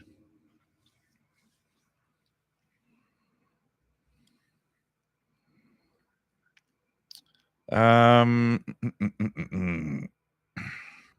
yeah, frequencies also change. Um, Joey Jojo, Miss Radio Shack 2. The source just doesn't cut it. Nah. It's still open to. There's a nostalgic moment to it. So the Radio Shack that I purchased, my Realistic DX100 here in Canada, Radio Shack became the source by Circuit City, and then they became just the source. And the source still exists here in Canada.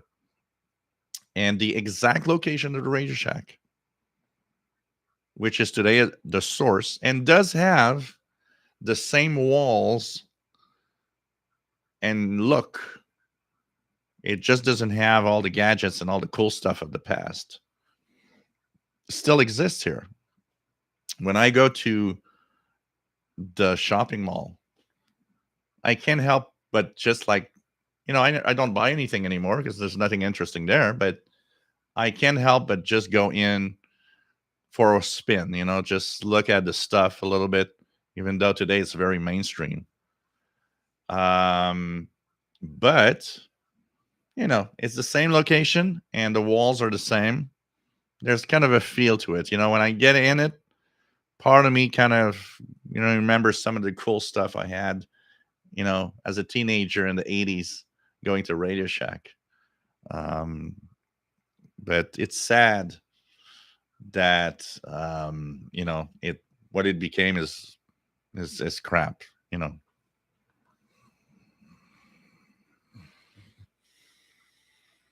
Yep, TV Ostrowski. If you are in photography or in video or anything that needs to have really precise colors, absolutely, calibration is required because if you want to have the true colors all the time.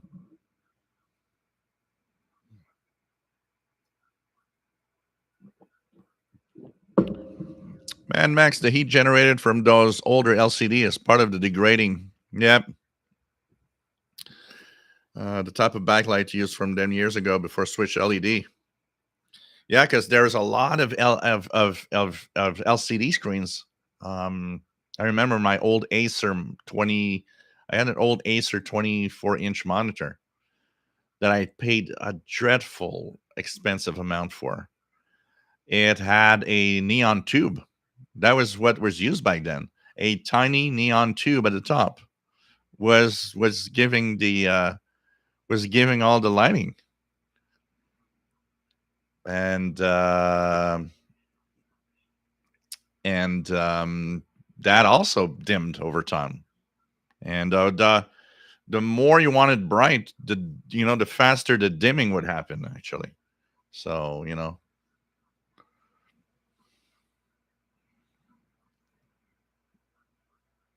My Dearest 50, I have a Sony LCD TV as well from about 2010. It still looks fun, although not as nice as my new. Yeah, no, today's TVs are different. You could see that, it's okay. But then you go to the new stuff today and you're like, yeah, that's much better. It's everything, the of course, the precision of the resolution is better. And also the lighting, everything that they've done today, they're so much better.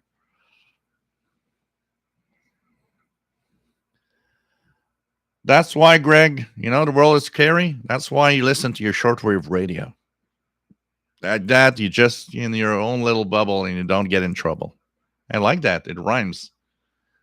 Shortwave radio gets you into your little bubble and gets you out of trouble. This is good. This is the new quote from Jill. Anthony France. I've heard the buzzer week in Florida last October. Yeah, that's about the time you'd hear it. October would be about the time. Louis Dupont. Is it possible that the transmission is stopped on 14? Yeah, it stopped. Absolutely. It stopped about, I don't know what, 10 minutes ago? It stopped about 10 minutes ago. Dave Shaw, still rocking my Panasonic 50-inch plasma TV from 2009. Yeah, that was a different technology. Dreadfully noisy for the shortwave bands, though. Plasma TVs are just crazy noisy. All right, Jay Dakota says if you got your free 9-volt battery in, you probably got a new transistor radio with that. Yeah. Oh man. Ron says ever expanding hobby. DX. I only got 3 radios, but love collecting old stuff. Yeah, it is cool. John Beckham, Radio Shack Free Club of the Month was indeed an intelligent marketing tool. Yep, definitely. That guy that thought about that was a genius. I can tell you that. My new T-shirt says nothing. It's just red. Nothing on it. But yeah, put your new saying on a T-shirt. Yeah, you guys would buy that.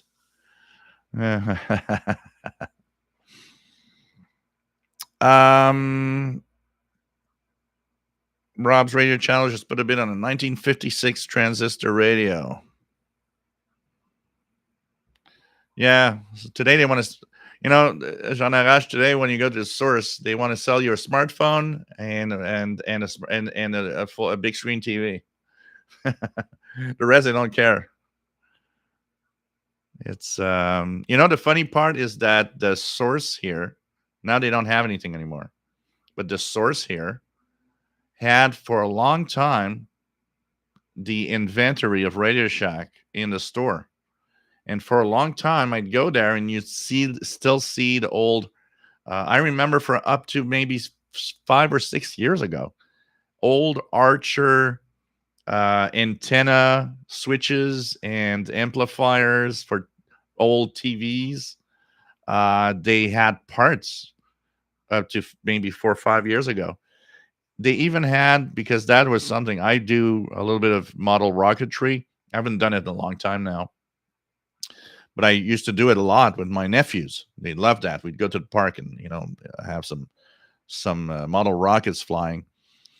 They got at one point the Estes C65 motors that I'd love to have for the rockets that I used, and of course these are expensive. A year ago, I go there and they're doing a big sale on all the old stuff from the old Radio Shack, probably. I get to the counter where I see rocket motors.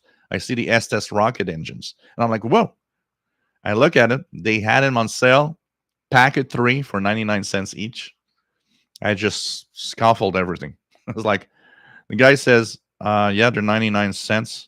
Actually, the exact phrase, the guy says they're 99 cents and I have no idea what they do. So I looked and I said, so he says, you want a pack? And I said, I want all of them. He says, all of them? I said, oh yeah, at 99 cents, I want all of them. So I got I don't know, 30 motors or something. 99 cents packet 3, man, that was a deal because they're like $17 or $18 per packet 3 here at one of the hobby shops. Almost $20 now. Packet 3, it's expensive. Hey, 99 cents. Man, bring them on. I want more.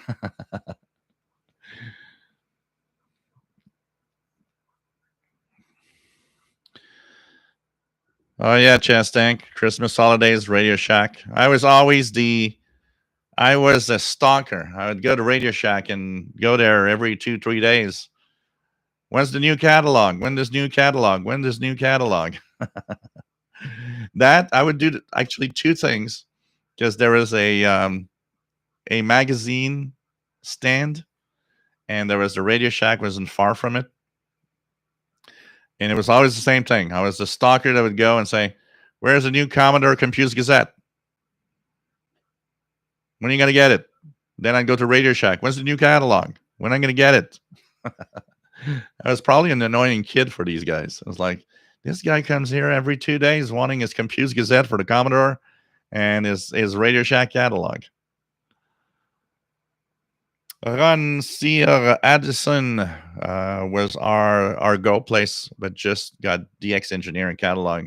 I'm impressed. Yeah, well, I'm actually, I'm 2 minutes from Addison Electronics here. I just saw something that I think I missed. I think I missed somebody. Okay, Luc Béliveau. Je m'excuse, j'ai oublié. Je suis sauté par-dessus toi. Je t'ai vu tantôt, j'ai complètement sauté par-dessus toi. Bienvenue de Unsick. Nice to have you here. So I'm in Rosemont, so not that far away from your area. And Addison, actually, I live really close to Addison Electronics. I go there walking. But Addison Electronics still today is kind of fun. It's not the same fun that when I was young, but it's still fun today. It's still a go-to place for me. Addison Electronics, which is a surplus, a huge surplus electronics store. That still is entertaining to go to today, and they still have a lot of parts. If I have any electronics magazines to do or anything, I'll definitely, any electronic circuits to do, I'll go there to get the parts. And it was always there because I mean, Radio Shack had parts. They had resistors, transistors, and ICs of all sorts. The problem is anybody that like me lived close to that surplus electronics store. You know what? I'd go to Addison Electronic that still exists today. I'd get a pack of 10 resistors for 99 cents. And at Radio Shack, you'd get a pack of 5 for like $4.99, which was, yeah, this is crazy.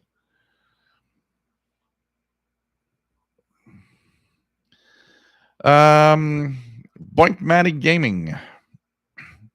Yeah, well, the CFL is like it's the same principle as a kind of a neon. It's kind of a fluorescent light. There's a tiny fluorescent light. I said neon, but I meant fluorescent light in reality. Michael, I would like to earn a QSL card from you. What frequency can I hear you on? I'm not on a frequency right now, but I will. I've been thinking of doing a few times when I'll in advance mention a frequency I'll be calling CQ, for example, for ham contacts, so you guys can, know in advance, and who knows, even listeners, even shortwave listeners could have and earn their QSL card from V2ZZI.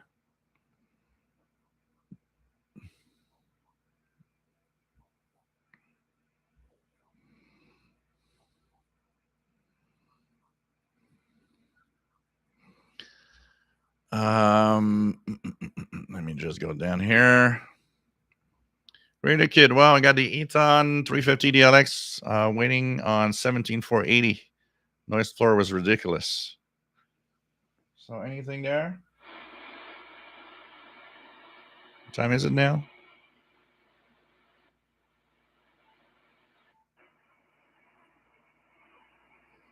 Not hearing anything. I'll try something here.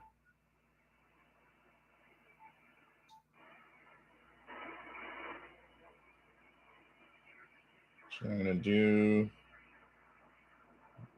AM here.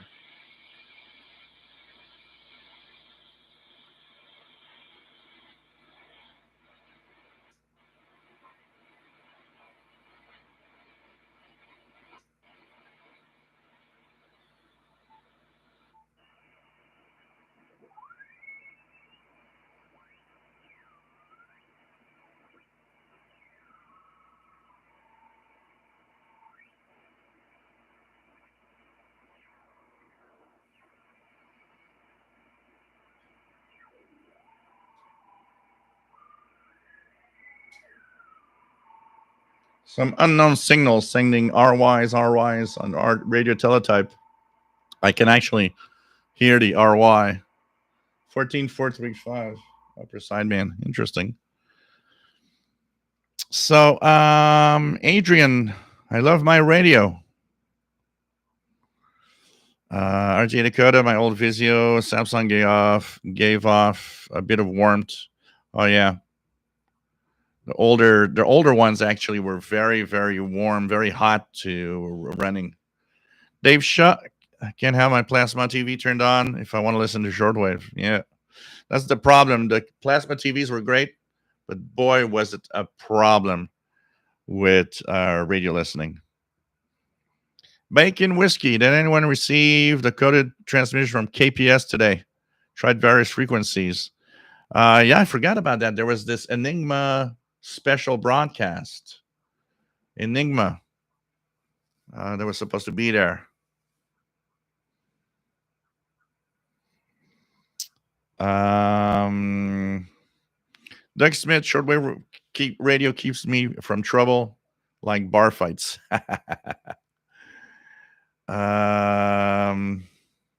Dave Shaw, I watch over the air antenna as the source of my TV signals. Watching TVs at friends that supply the cable lets you see the compression processing happen. Yep, definitely. Definitely. It's the sad thing when you have a nice big HD TV and you watch the compressed signal from cable and you're like, oh, isn't as nice as having a real full HD here?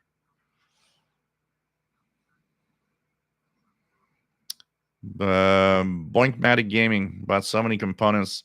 I remember buying from Radio Shack, and I still have it here, a SPO256 chip. And I still got it here. It probably still works. The SPO256 is a speech synthesizer chip. I had a Ahoy magazine for Commodore, and in it, there's a complete circuit using that with the connectors and everything to have your Commodore computer control the speech processor. And there was a little audio amplifier with it, with a speaker. And I built that circuit, and I still remember. Um, the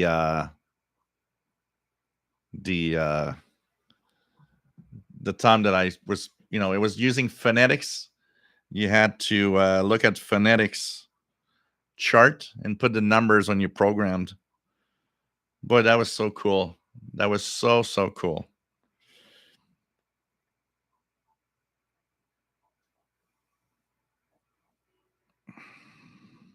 Oh God, Mickey Dalmage, you guys gonna remember that? Look at the battery.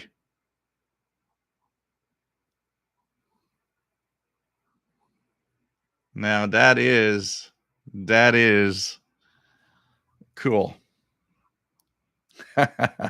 Oh man, they had the red ones. They had the green ones also. I think the red ones were carbon zinc. The green ones were the manganese, whatever, that were kind of lasted longer. And they had the gold ones, which were alkaline, right? Is that the three colors, if I remember right? Red for carbon zinc, green for the manganese ones, and gold for alkaline. Let's see if my memory serves me right.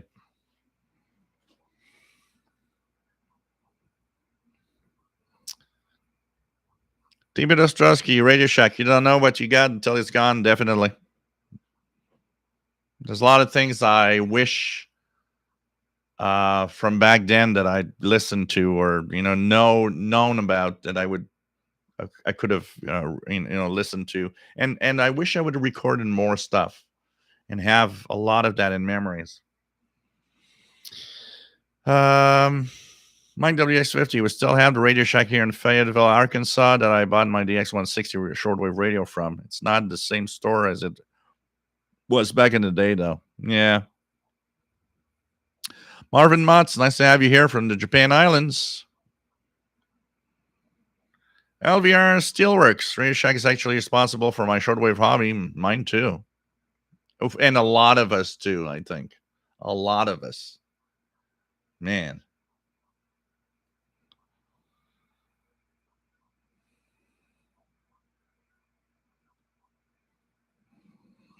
James Hauser. Of course I'm live now.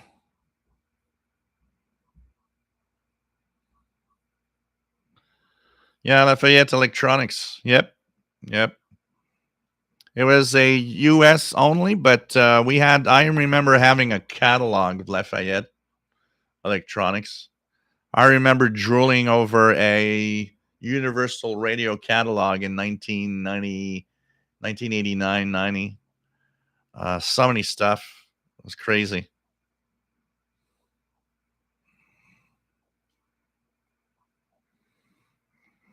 Greg Martinetti, WDX2ROE. Nice to have you here.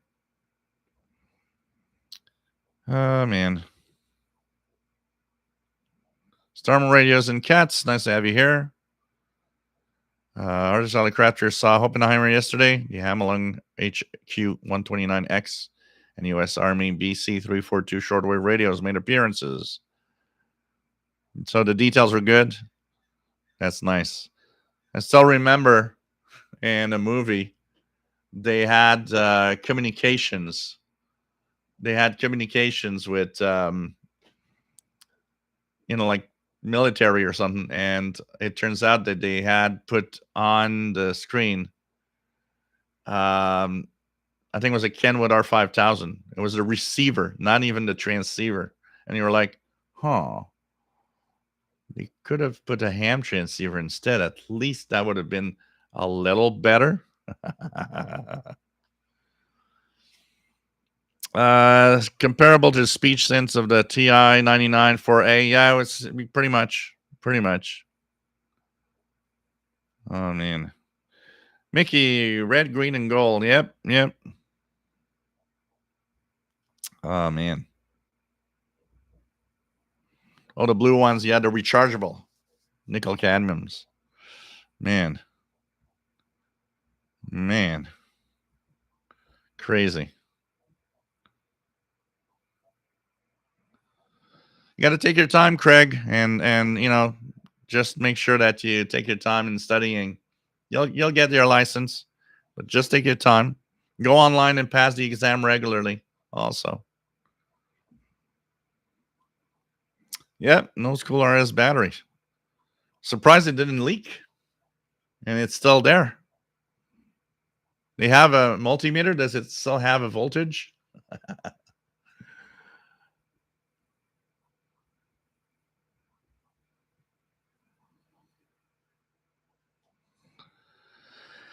David in Barcelona, E83IEK. Nice to have you here. I wonder why the name Radio Shack. Does it have ham origins? I guess it would sell radios at least. It didn't really have a ham origin from what I know, but it did sell a lot of radios. So yeah, I guess Radio Shack. The name came up because they were selling a lot of radios.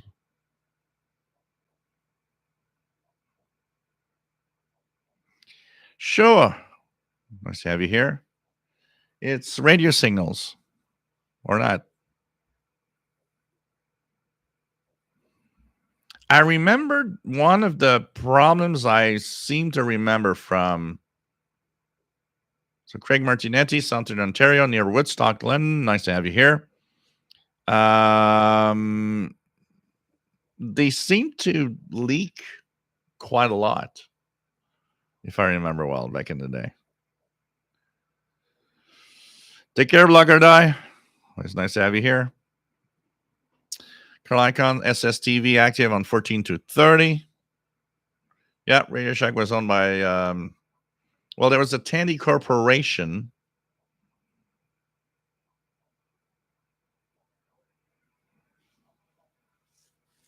Because it was interesting to see how we were mostly Radio Shack Tandy, but in Europe, Tandy was kind of more of that name over there.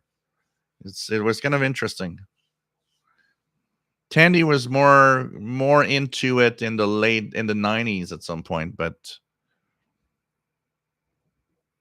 man.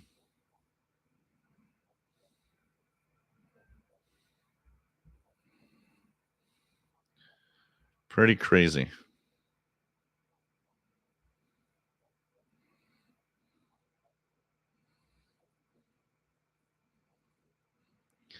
PB Wizard, Pinball Wizard. Thank you for all you do for the hobby. I've only been involved in the hobby scanner shortwave listening for about a year, but learned a lot from your live stream and your videos. Thank you so much. That's where I'm here for that. That's the reason I'm here.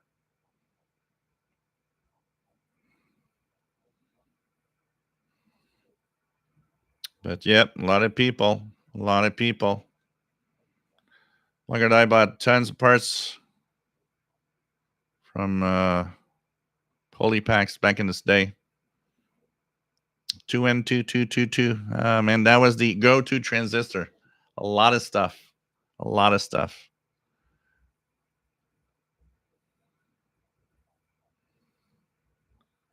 Yeah, Lafayette radio.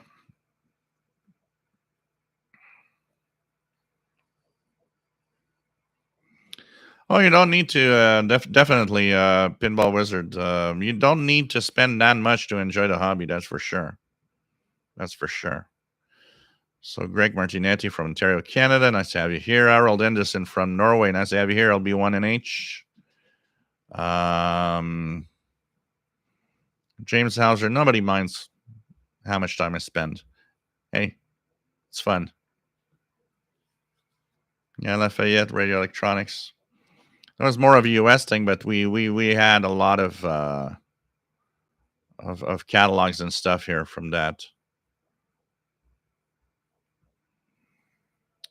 Yeah, 8-Kit, of course. That was a popular one. Jazz Tank. First computer we used in school, TRS-80. Yeah, there's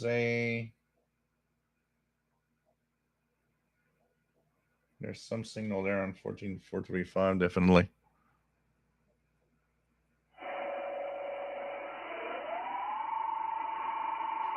And kind of RY being sent. Oh yeah, they have a lot of stuff. And of course, you could go to the Radio Shack catalog site and see all the Radio Shack catalogs. I do have the realistic Shortwave 60 here, including the its little friend, the realistic CB40 or CB60, which also I got it here.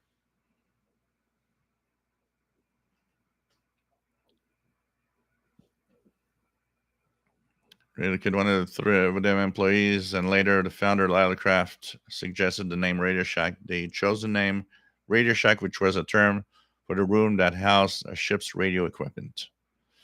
B. Bob purchased some bare wood furniture from Tandy. Wow. Ron says, I like the honest radio reviews and make it fun. Yeah. You know, I mean, if it's good, it's good. If it's not, it's not. We got to say it the way it is. I mean, some of you guys will buy some radios because of what I said. If I'm not fair, then you're going to buy a crappy radio. You know.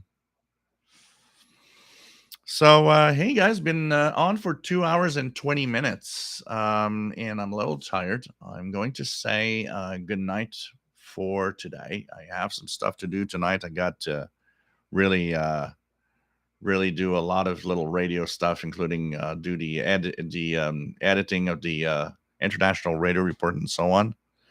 So I want to thank everybody for being here. It's always fun to do this. We'll be back next Saturday. And we'll try to bring more radios in the park videos this week, hopefully, and tune different signals. So hang in there, have fun, and tune around the bands. There's a lot of stuff out there. You'll be very surprised. Take care, my friends. Stay safe. Love you all.